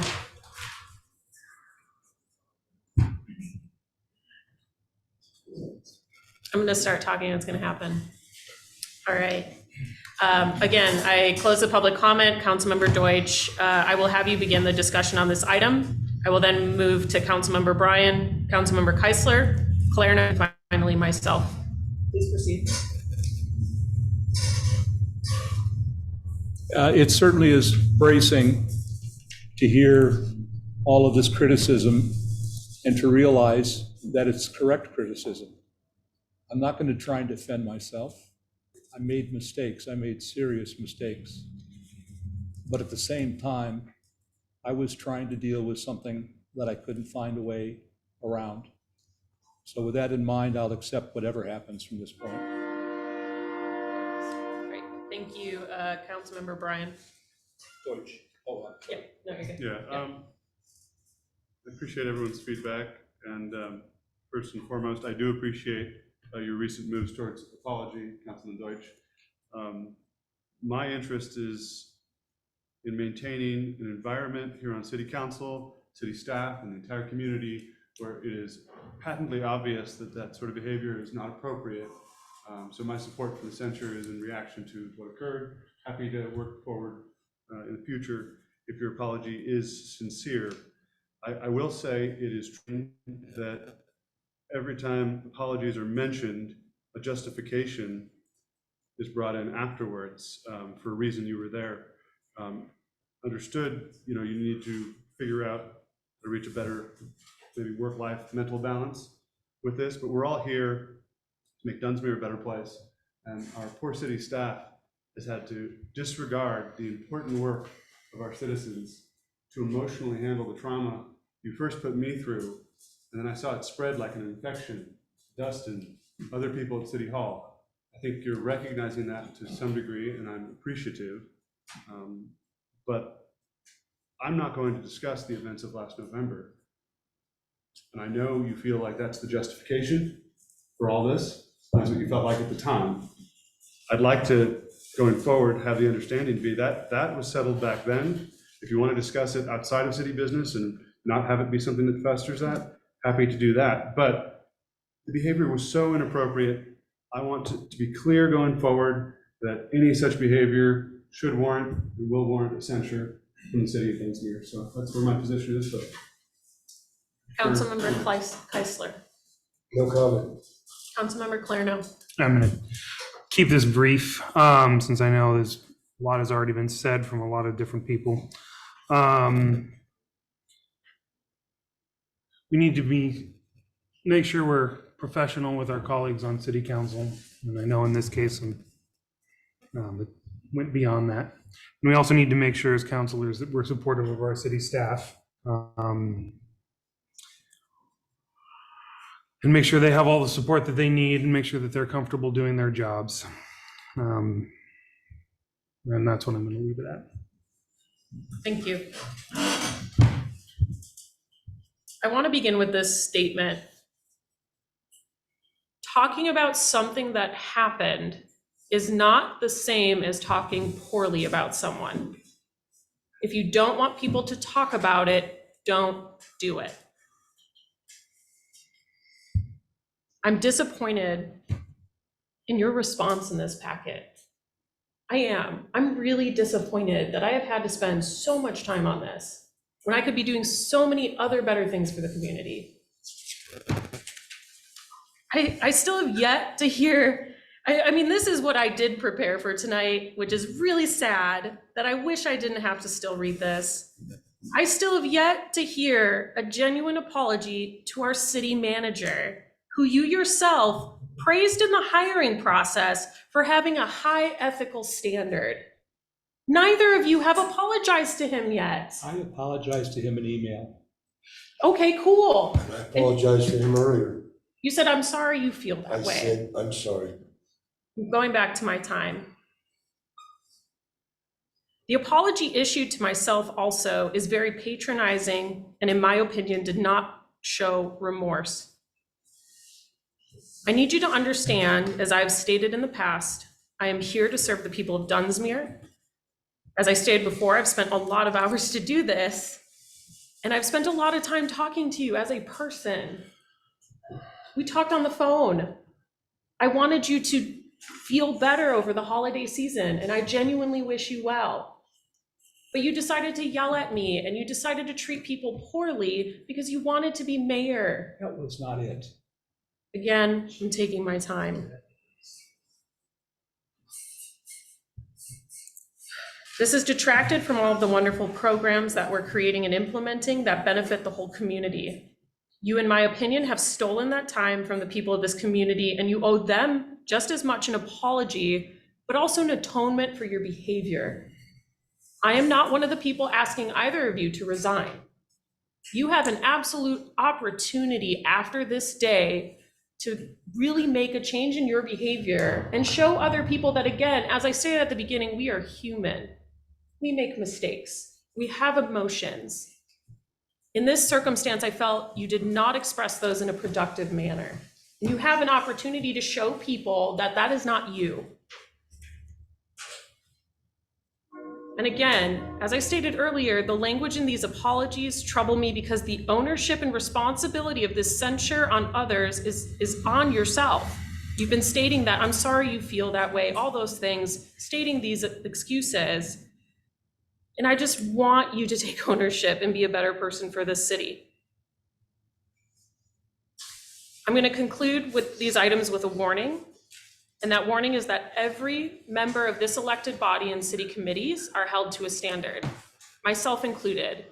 If this type of behavior continues to happen, if it's abusive, obstructionary, and threatening to any of our staff or fellow members, we will bring this to an open meeting and we will have this happen again. Any of us. That includes myself. That is the only thing that's fair to the people of this city. And we have historically, in my opinion, kept conduct similar to this and previous council's conduct in the dark for much too long, which has created an ill-gotten space for poor behavior. So I will make a motion to move forward with resolution 2023-03. Seconded. There's a motion and a second. Is there any discussion at hand? Finance Director Michelson, may you please go to a roll call vote? Councilman Keisler. No. Councilman Deutsch. Yes. Councilwoman Lucchese. Yes. Councilmember Bryan. Yes. Councilman Clarno. Yes. I would like to thank the members of the public for being orderly today. I'm going to now recess us for 15 minutes to allow you to go home if you are going to go home. I hope you do stay with us for the rest of the meeting. So we will now come back in 15 minutes.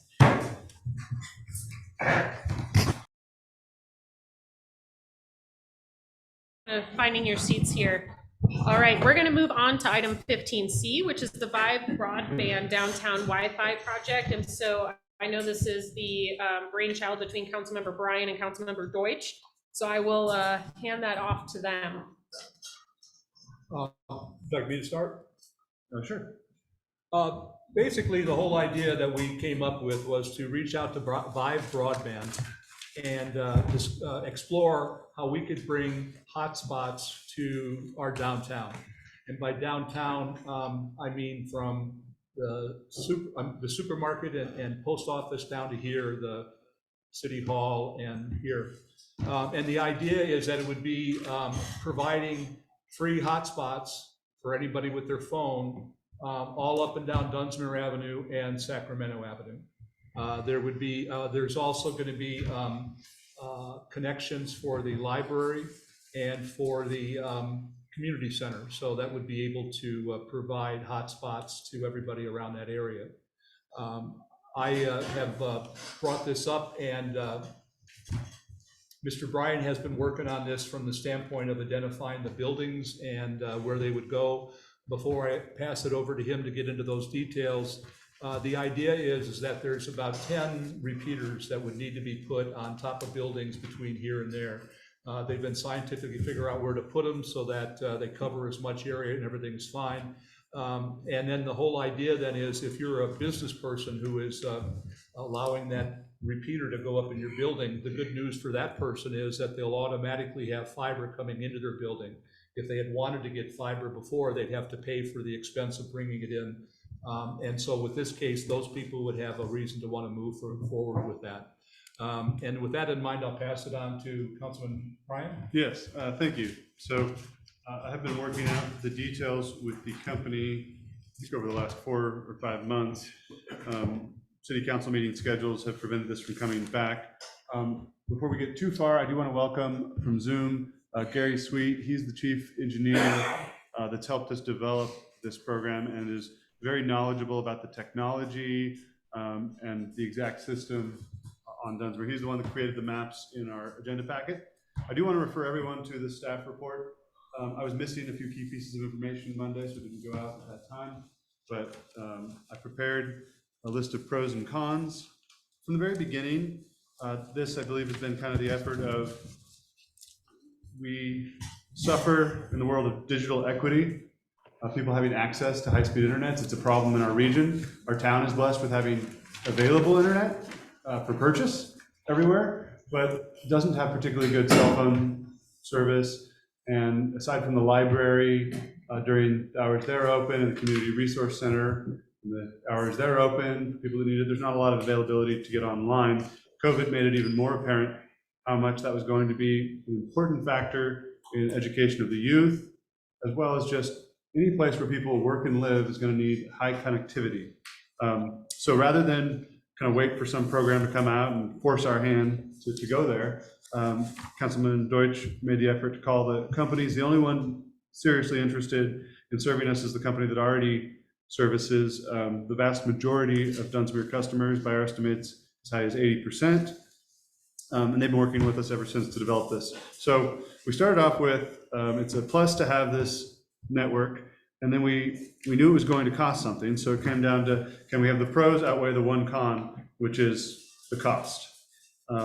We started out with just the downtown for about $2,700 for comprehensive internet in the downtown. And we've increased what they're able to offer in exchange for them, of course, being an official partner with us in this. They'd like their logo somewhere on the splash page and some mention, which I think is a fair request.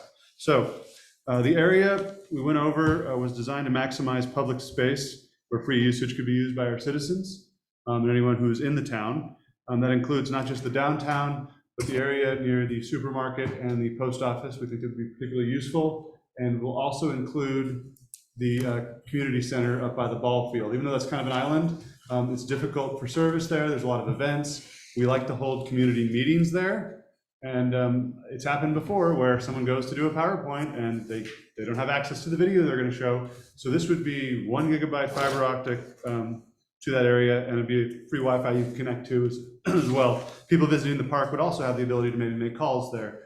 We could potentially even boost it down to the park after the fact as well. So that's the coverage we decided was best, and we went with the slightly larger plan because if we're going to do this at all, we needed to actually have an impact in the town as much as possible.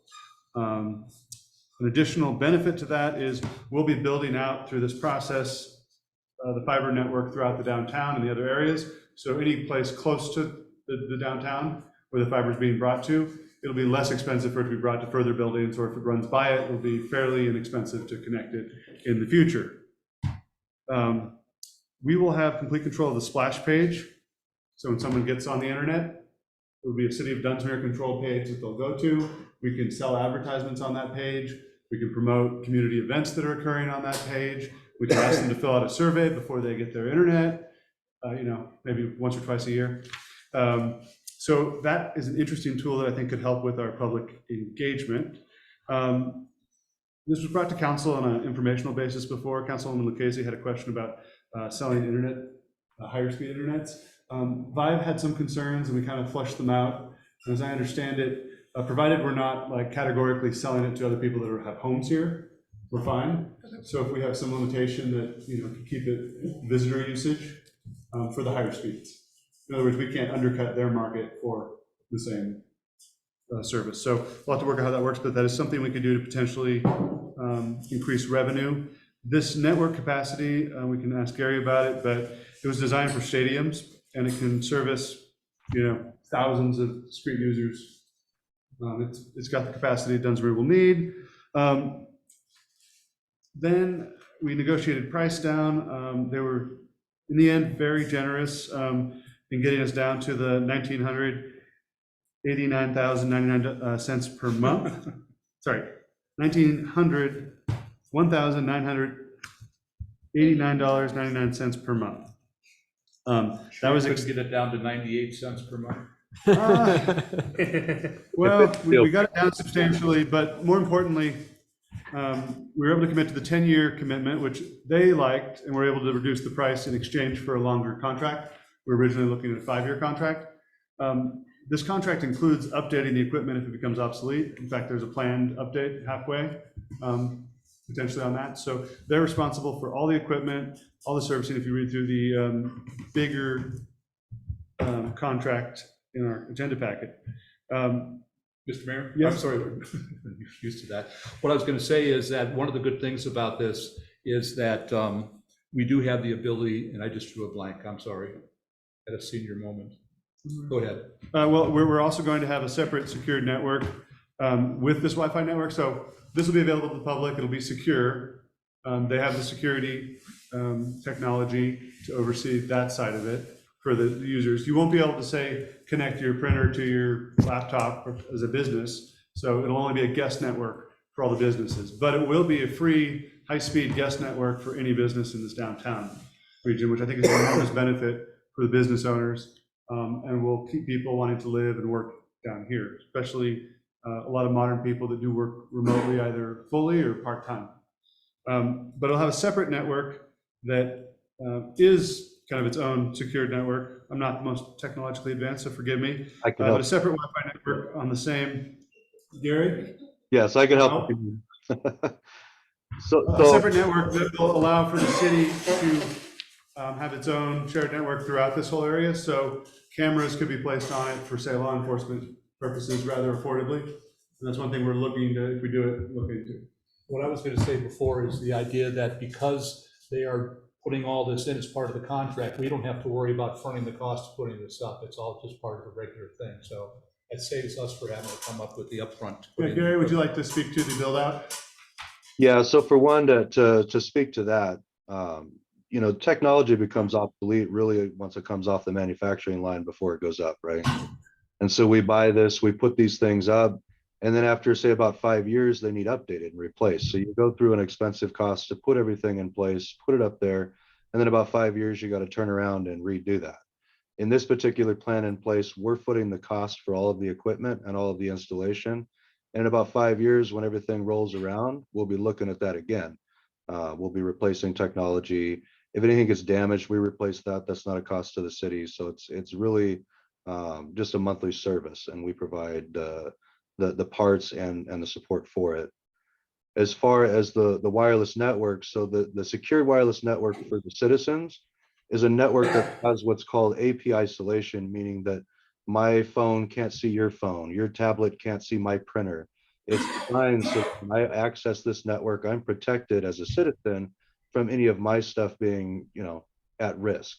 And you're protected as a citizen from your stuff being at risk from me. With the city network, in addition, that is a secured network where the devices can see each other. So they can be on a secured network that's encrypted, but all of their devices, printers, servers can see each other and act on that particular connection. All right, thank you so much. And then, you know, we were looking at the whole relationship between Vive and the city, because this was going to add a substantial bill, and whether it was worth the services. And we looked into what we currently pay for Vive services. We have Vive at City Hall. I think we have Vive here, and we have it down at the sewage treatment plant. Low dosages of internet, which has got us by up to this point. So we wanted to combine everything and have one bill, so it was not a complex relationship with, we've got this bill for this, this for that. So in this package, we've got them to also agree to a hardwired, I don't know exactly how to describe it, fiber optic service in City Hall building, this building, which could potentially include sheriffs if it's deemed better and more affordable to share in our contract. It will include the library building, the community resource center building, and the community center. It will also include the sewage plant, 1 gigabyte coaxial service, so they can get up to the same capacity for the sewage treatment plant, but they don't have fiber anywhere near there, and it would cost a great fortune to bring it down there. So that would simplify it. We've had preliminary talks about including as an amendment the Public Works building, if and when it comes to, well, when it comes to fruition and where, I should say. So that being said, I think that the service on its own, if the fiber were already there, would typically cost $499 a month, put it as an example. And would we justify that cost on its own? Probably not, but it's good to have it. And when we're buying things, hardware, software in the future, it's good to already be at these standards, because it's only going to be more important to not fall behind going into the future. The price lock for 10 years, I mean, we could view it as a large commitment on our part. You know, I did the math on what we'll be paying over the whole 10 years. You know, it's $238,000, 798 of, you know, our citizens, our communities' money. But by the same token, I'm sure the price of internet is going to go up over the next 10 years, and locking in a set rate for this, I think, could be wise, especially with recent inflationary bouts we've had. So that's all I have. I'm sure there's a lot of questions, and Gary's the real expert on the technology. I can help explain how we've been negotiating the last 4 months. All right, I'm gonna open it up for questions. No, I got no questions. I'm hard enough to get on Facebook, let alone all this shit, so whatever y'all say. Has there been any discussion regarding potential locations for the Public Works building and how that would affect getting internet at those locations? Yeah, Okay. one's already covered. Yeah, we should be fine. One's already covered by it, and the other one, we'd have to add it later as an additional thing, but certainly work. Since we don't know exactly where yet, we can't really commit to it, or maybe we could move it from one service to another if it was already there. But they're willing to work with us on that. I guess I do have one question. It's $250,000 For 10 years. for 10 years, it's still $250,000. And I can see where we're saving money because it's probably gonna cost more down the road if we get like locked in a set rate, like you said, locked in. But then we also, says that we have the opportunity to maybe make money off this.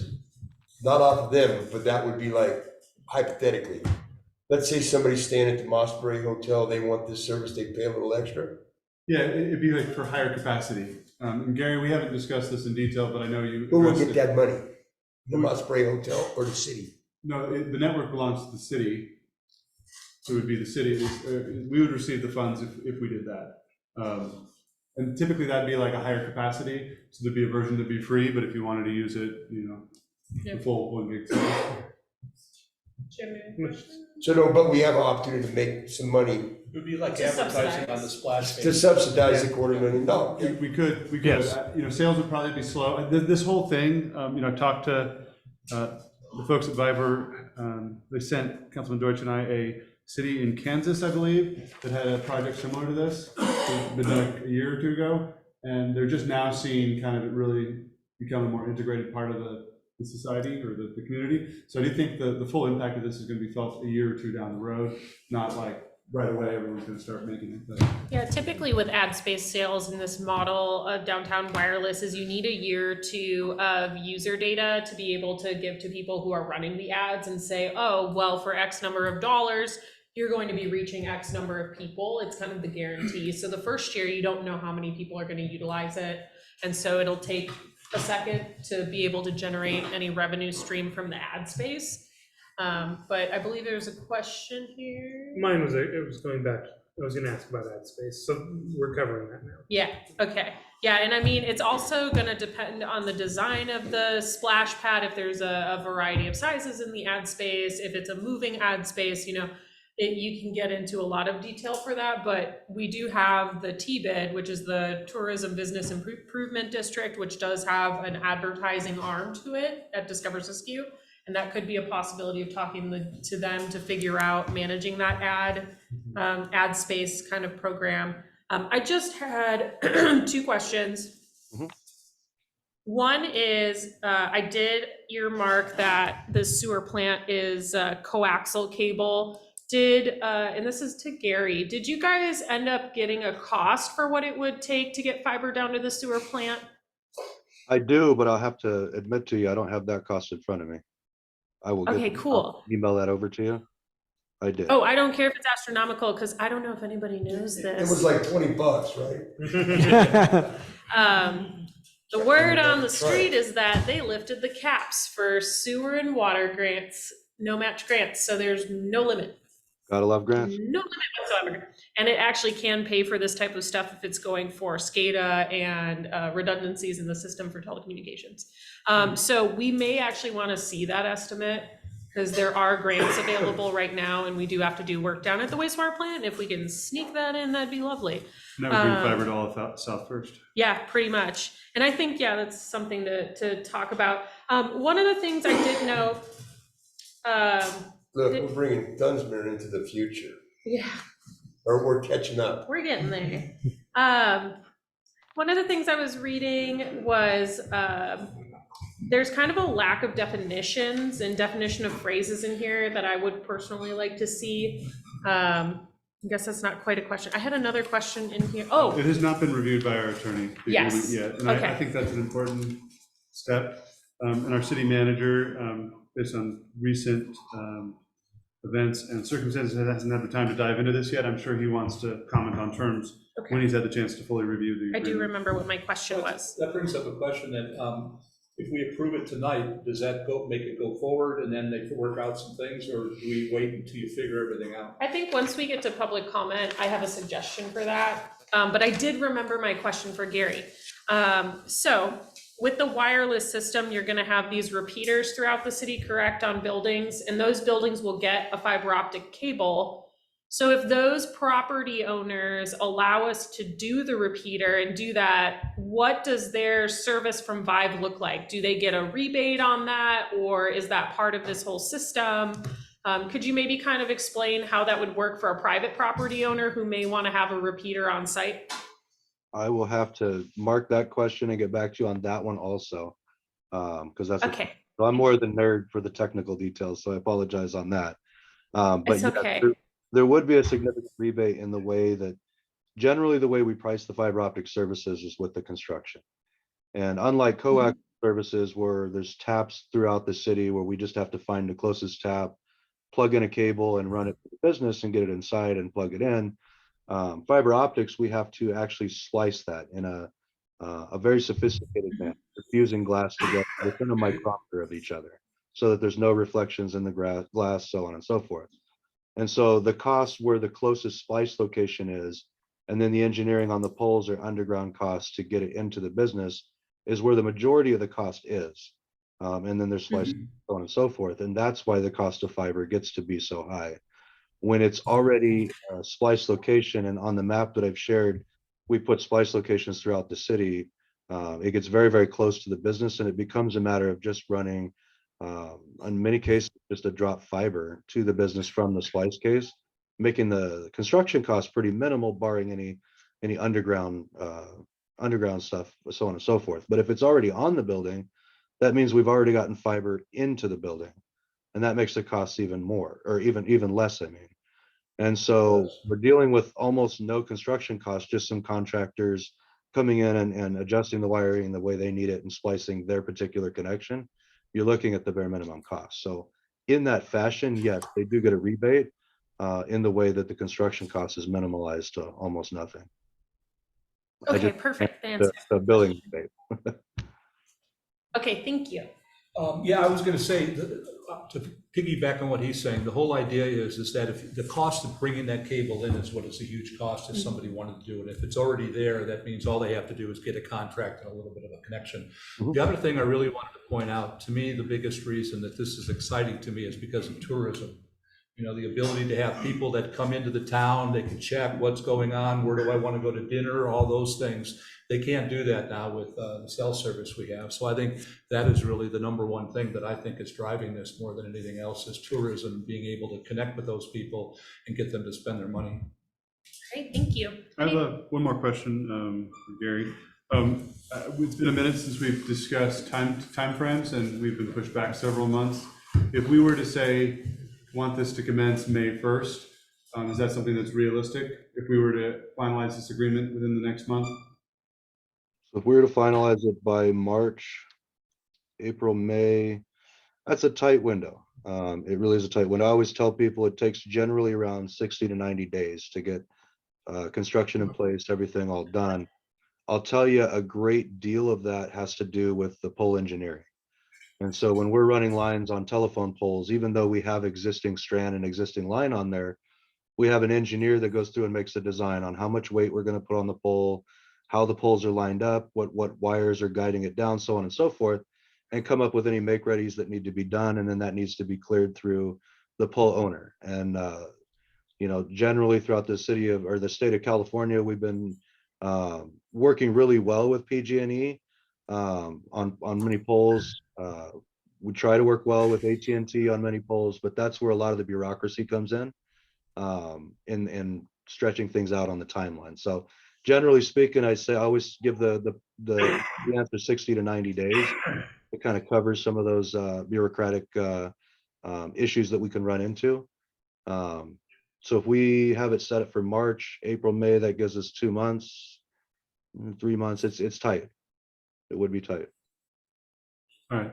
Thank you, though. That gives us a sense of the time frame. All right, thank you. Are there any other questions? Otherwise, I will open this up for public comment. If you'd like to come and make a statement, you have 3 minutes to do so. Again, if you are on line, you just have to raise your hand, the reaction button. Oh, no one wants to talk about fiber? Here for you. Here we go, Cheryl. Thank you. Hi, I'm Cheryl Petty. I'm the director of the Chamber of Commerce. And I'm here to urge and plead with you guys to vote for it today, whatever that might mean, because all these years that we've been having trouble with our festivals, now I understand what the solution is. So just because there's internet at the ball field, maybe 2 people can hook up at a time currently. So when we have one of our festivals with thousands of people and 50 vendors all trying to make a sale. And so we have dropped calls, we have dropped sales, we have suffered with a lot of criticism from our guests and visitors of why we can't, make it work. And the thing is, it's a tourist economy now for Dunsmuir. It's been a long time since the railroad, was the big employer. So we need to really throw our shoulder behind robust policies here that will help with the tourism. And I'm telling you, this is it. The first festival is Railroad Days, that's mid-June. And so I'm just begging all of you to get it together, please, because we work really hard to bring people here, and we want it to be a financial, economic bonanza for our people, don't we? Yes, we do. Yes, we do. Okay, thank you.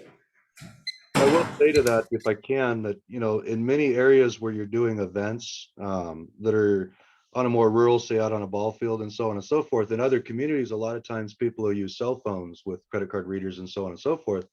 But the cell phone signal, last time I was in Dunsmuir, much to be desired. There's very, it's not the best cell phone signal that's out there, so we can help with it. So we can help with that by giving an alternative, and that would help for events like that with the chamber. And thank you, Cheryl.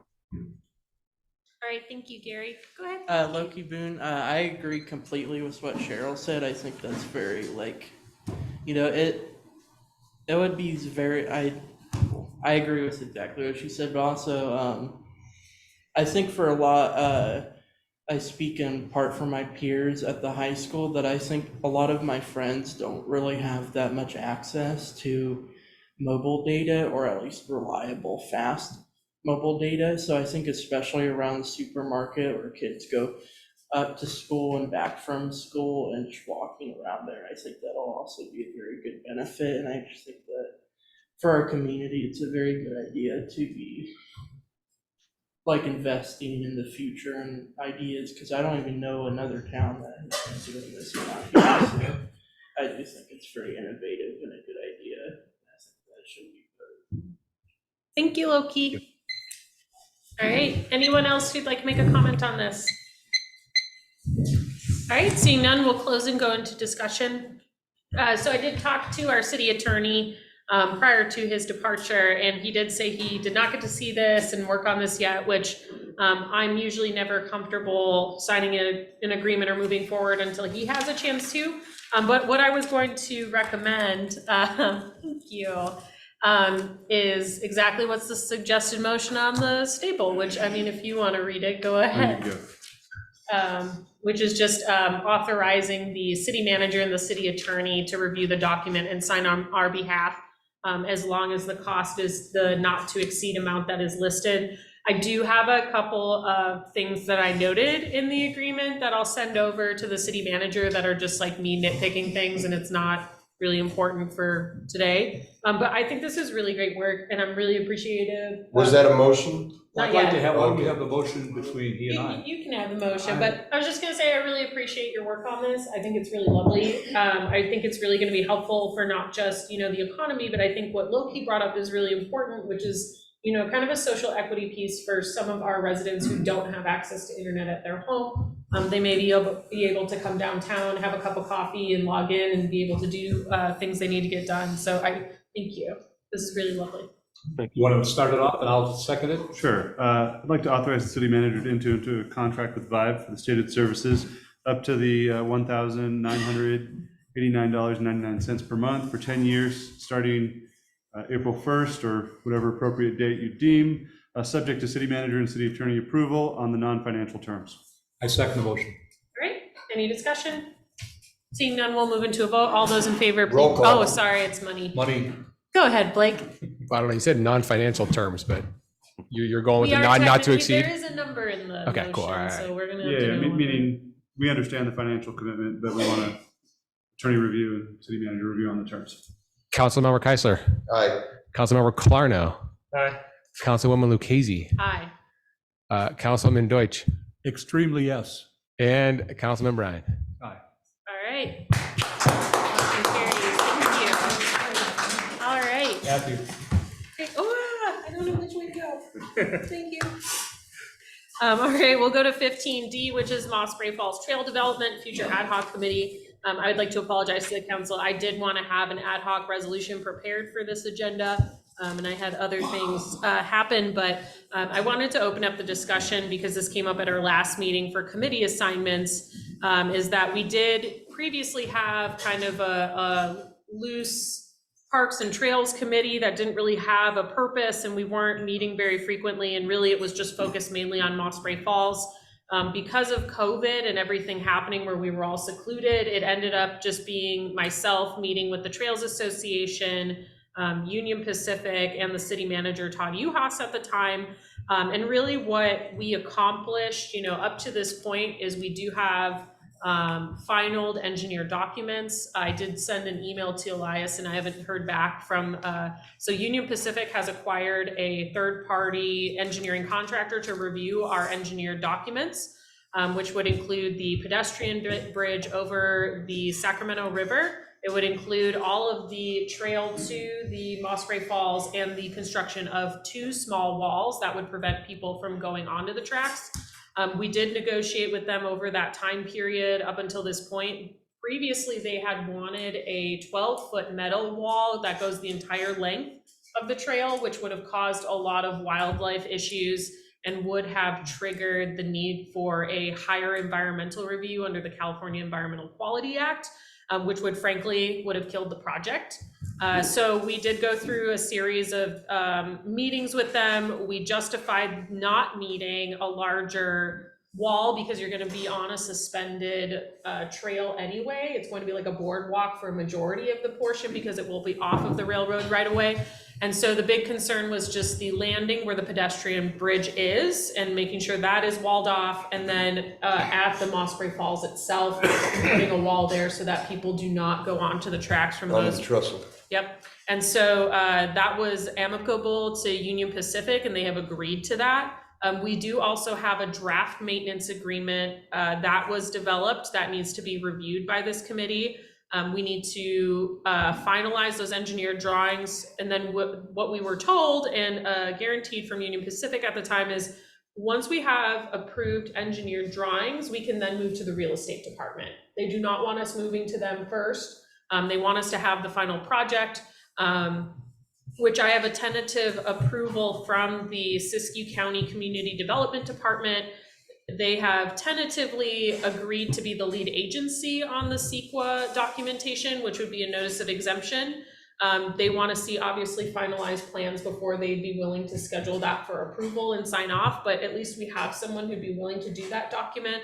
Previously, it would have fallen on the California Department of Fish and Wildlife, which they don't particularly like to do that. So we've kind of figured out those pieces. So at this point, putting together an ad hoc committee will require 2 people to meet with Union Pacific to understand where we are at with the engineered plans, finalizing environmental documentation, negotiating the real estate piece for future council consideration. One of the other pieces is we do have some tribal interest, and so there is a cultural tribal overlap with this that we do need to be very, very sensitive with. And then finally, it's moving into the capital campaign to get the construction. The good point for the capital campaign, for those of you who do not know, we are now part of the Sierra Nevada Conservancy. There was a bill at the California State Legislature that expanded the Sierra Nevada Conservancy to include Dunsmuir, Mount Shasta, McLeod, which opens up a significant amount of funding for this type of project. And so that's very exciting. They have been updated on the project, and they're very, very interested in funding it. So there is kind of a move there. So we would have to prepare grant documentation and meet with the Sierra Nevada Conservancy for partnership on this. One of the things that we've learned since coming to this meeting today is that the Trails Association has reassessed their priorities with their funding, and they are actually going to be moving away from primarily supporting the trail. They are still supportive. They just don't want to be an active participant at this point. They have been the main entity funding the engineering plans, and they're happy to, finalize some piece of it, but at this point, they'd like to be removed from the negotiation. Well, that's in place for them then. Yeah, and so that was kind of the soft agreement without council approval, was that it is more appropriate for a government agency to take over because of liability issues, as well as having the long-term infrastructure. That's the other thing too, is we will have to go over the operations and maintenance of how we're going to fund that operation and maintenance. And then the second phase of this project, as we've all kind of talked about in the past, is revamping the trailhead as well. So the trailhead is at a very unsafe intersection, as well as an unsafe pedestrian crosswalk. We've discussed having better parking. We've discussed having paid parking to have as a revenue source. We've discussed bathrooms. And so that aspect, the second aspect of Mossbury Falls trail development, has not really been flushed out at this point. So I would say that parking really has been something I've been worried about all along, and we're gonna have to take some major move because it's already filled up with just the Edge Creek if you ever go to Mossbury, but I'll just throw it into that mix. yeah, and so we have identified it as an issue, and so it is something that this ad hoc committee, once we kind of get through some of the initial steps of getting the commitment for funding to construct the trail, to either move them to the phase 2 or do that simultaneously, but that would be ideally one of the deliverables of this ad hoc committee in conjunction with city staff. You had a question? I was just gonna say, I also think parking there is a huge concern, and that it's something that definitely needs to be dealt with. However, it is the parking problem is smaller than the current problem that's faced by, as we're all well aware. Yeah, Just as far to as the overall city, right? Yeah. Well, and just today, I don't know who left it open, but the gate that went into that old parking lot by the railroad tracks was open, and there were multiple cars going in there to park today. The people going up to Oh, is that Mossbury, the so. one up in the county on the IM? No, I'm talking about in the retreat, where they have the yeah. two concrete, and it's blocked off. It was not blocked off today, and there were multiple cars. So what's, Yeah. Yeah. Really? They tried to drive there? I think parking meters could finance maintenance of this trail. Yeah. Just want to throw that out there. Yeah, and just so for today, it's not a huge discussion on everything, but the formation of the ad hoc and the need for that.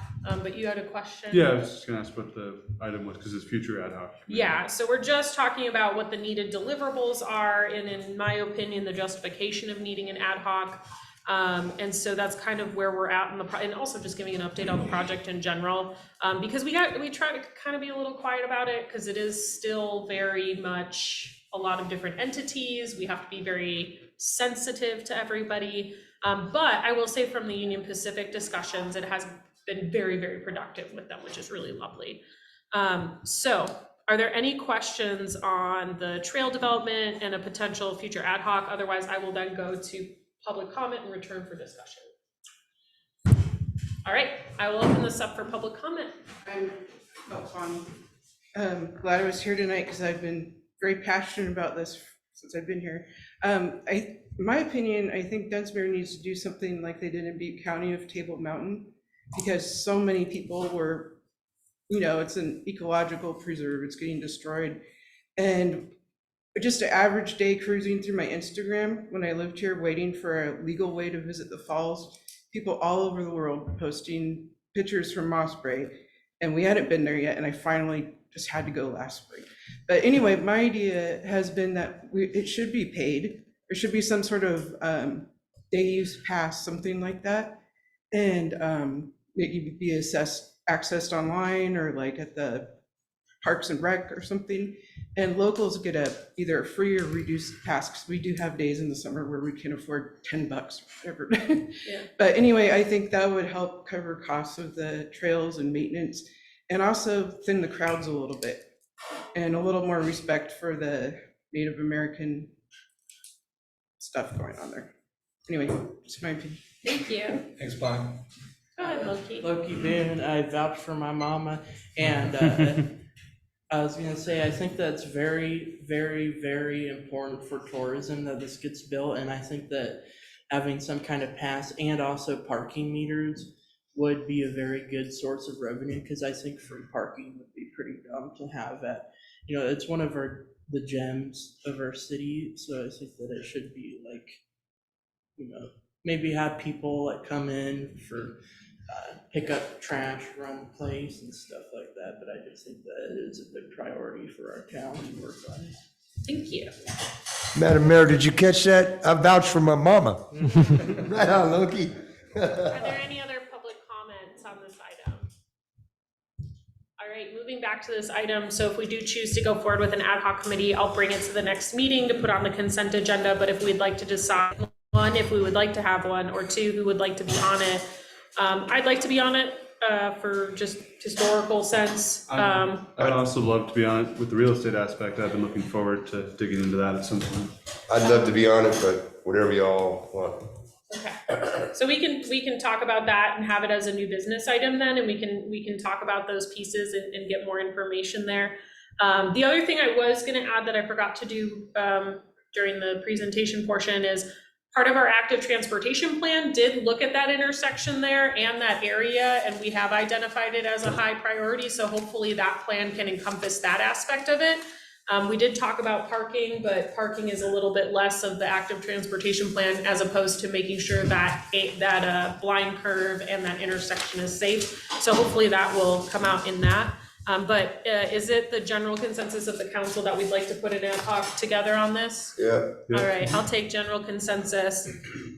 All right, we'll bring that back at a future meeting, and I'll move us into 15E, which is discussion city acting as a meeting host, Caltrans road charge program. I was contacted by Charles Anderson, who is the manager of the League of California Cities Sacramento Valley Division. And he told me that Caltrans is looking for rural cities to host in order to begin to explain a new program they're exploring, which is related to the idea that right now, all of the road maintenance in the state is paid for essentially by gasoline. And with the advent of electric vehicles, those vehicles are not contributing their fair share to the maintenance of the roads. And so Caltrans is working on a program to charge people with electric vehicles in a commensurate way so that they're paying their fair share. And Charles reached out to me because I have an electric vehicle and asked if I would look into it.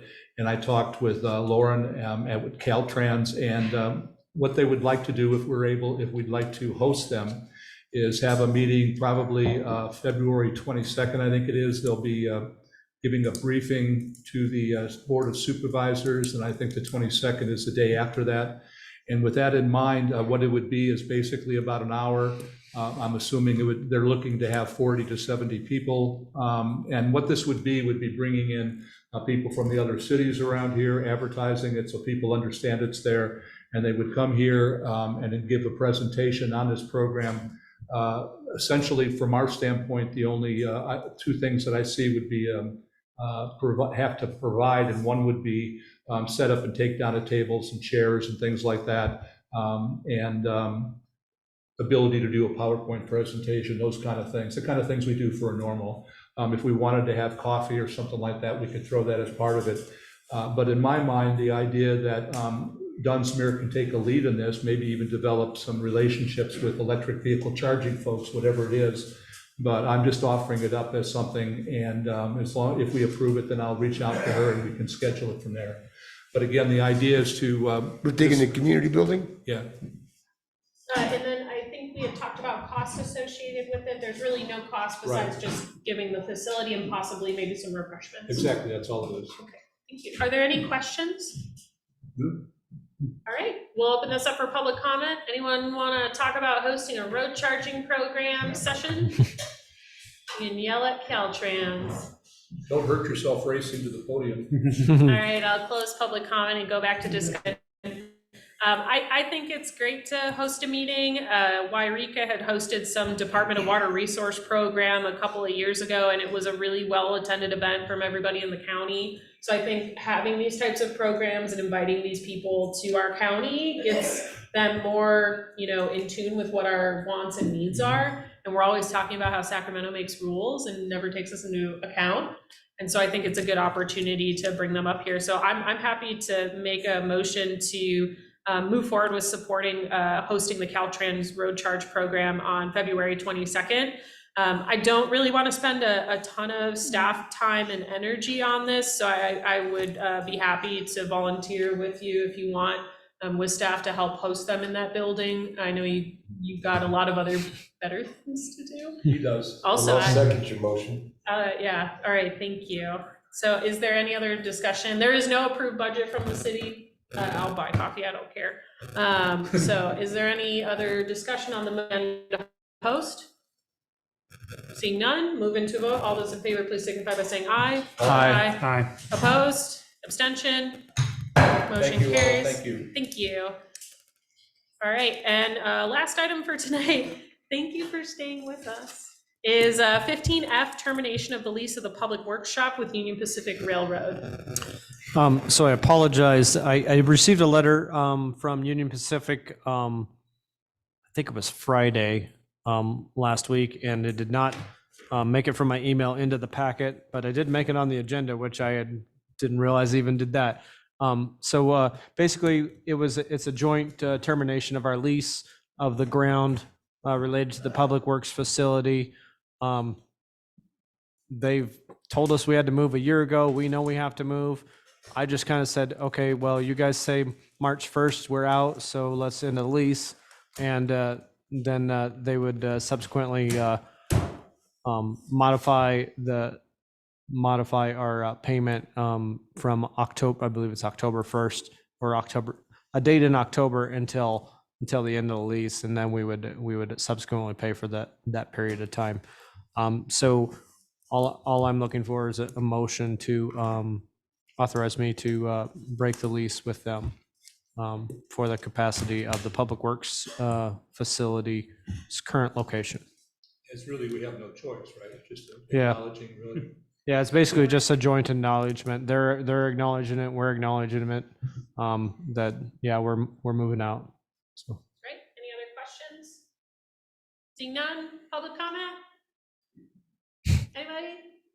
Thank you, closed. All right, anybody want to make a motion? This is I pretty move we straightforward. terminate the lease with for the Public Works shop space with Union Pacific Railroad. Second. All right, there's a motion by Councilmember Bryan, second by Councilmember Keisler, which I apologize to whoever's taking minutes. I have not been announcing that. So I will work on that. All right, any discussion? Seeing none. All those in favor, please signify by saying aye. Aye. Opposed, abstention, motion carries. All right, thank you everybody for staying with us. We're now in item number 16. Is future agenda items. I would like to inform the council that I have been working with the city manager and Siskiyou Economic Development Council to arrange a March meeting between us, Siskiyou Economic Development Council, and I'm going to be extending an invitation to the chamber to set up a workshop item where we will discuss the next 2 years of the city's economic development priorities. And I'm going to have SEDC separated into 2 items. One is going to be economic development in terms of business development, kind of more of your traditional focusing on, business retention, business attraction items, and then have a separate item to discuss tourism, because we like to meld tourism into that. But I would really like to, based on what I've been hearing from businesses, they want some more support in other areas. So I'm going to be working on putting that on a March agenda. So just letting you guys know for that. The other thing too is at our next meeting, we will be talking about the city protocols, so please look at your emails from the city manager and take a look at that document.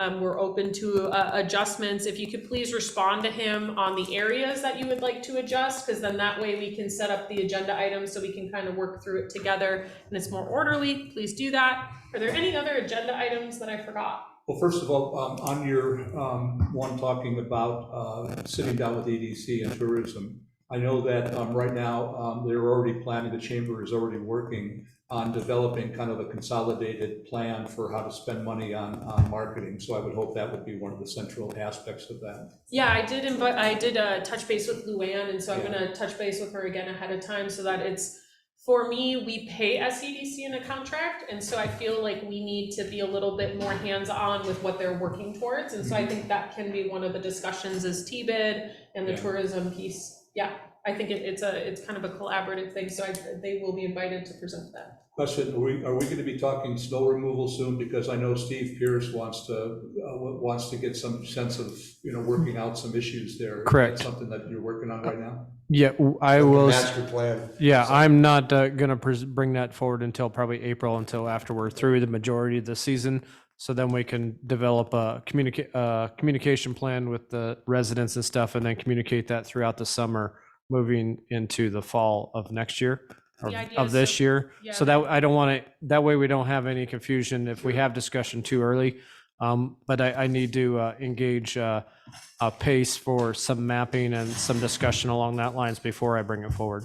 Okay. But there is a master plan we're working on. Yes. Correct. Yeah, we're just gonna wait till after. I'd like to put something on the agenda. I've been approached by Tim Holt from the Friends of the Library, and they want to know if we could put on the agenda for discussion. Appears that they want to put a mural on a city building, and the city wants to charge them money. So he wants to talk about not having to pay because it's a city building, and all we're trying to do is make the city building look better. And he wanted to know if we could put it on an agenda and have a discussion. So I'll allow other council members to second that if they'd like to be on a future agenda meeting. We have discussed this with Mr. Holt, that one, it is a city-owned building, but two, the structural integrity of the wall that's subject to the mural. That's what he wants to discuss. He has a plan. So I would advise him to go to the city manager, because we've been trying to discuss this with him to put something together, but it's not really gone anywhere at this point. But there is a greater conversation to have about that, and it might be a little premature to discuss approving a mural until we can get to fixing the building. I mean, can we just discuss it? This is the best place. I can provide you some update on where we're at on that. So I believe it was in November, I provided Mr. Holt with a list of the criteria. Because it is a city building, he has to come and request permission before we even allow that discussion. And at this point, I don't feel until I have it, I'm meeting with him tomorrow with Brian on site at the library to discuss that building. And then we'll go back through that, what I proposed back in November as the points of you need to ask for permission before you do anything. So and really then quick, we before can bring get the into other stuff. discussion, So because it's not an item up for discussion at this moment, since the city manager is working on this, I'm going to request that we wait until we get a report from him on next steps, unless another council member would like to agendize it. I think we'll get to the bottom of it, but we may as well wait till the city manager. I'd like to look at it this way. Why don't we see what transpires with your conversation with the two of them? And if there's some kind of an impasse, why don't we bring it back at the following council meeting? I think because one of the concerns is I'm looking at the building maintenance side of it, and we do have to accomplish some building maintenance related to that. And so I need to understand what that cost is, because we don't have it in the budget. So I can't fix that before July 1st in any capacity, because I don't have it in the budget, and I need to understand those costs. And that's part of what we're working on tomorrow. And so I can bring it forward at a future agenda, but my recommendation in any capacity up to this point is a no. So again, it's not up for discussion. We'll have you report back to us via email Okay. with what's going on with it, and then we can talk about it at next meeting at the future agenda item if it's not satisfactory to you. Again, I just want to make sure we are working on it. Unfortunately, sometimes We don't work as fast as people want us to, and we can only go as fast as we can. Are there any other future agenda items that I forgot? I have one that I'd like to bring to the council. One of the things I feel that we need to maybe just to kind of rebuild a rapport with the Park and Rec District. Their meetings always land on the same night as our meetings. And so what I'd like to do is I'd like to propose that we look at maybe doing a joint meeting once or twice a year. And I would like to do one this spring, kind of as they're leading into the season of taking on the responsibility of our parks and a number of things related to that, and just kind of work on building that relationship with the Park and Recs District. So Would that be like a special meeting on another night? well, I think we just do it on a normal council night. We would just invite them we do it as a joint meeting. Yeah, so we can work on that, and we've discussed that item in the future, so I'll be supportive of that for a future agenda Okay. item. I'll try and coordinate something and then bring it Any forward. other items for tonight? Seeing none, I'll move into item number 17, which is adjournment. All those in favor of adjourning, please signify by saying aye. Hell yeah. Noes, we are adjourned. Thank you, everyone.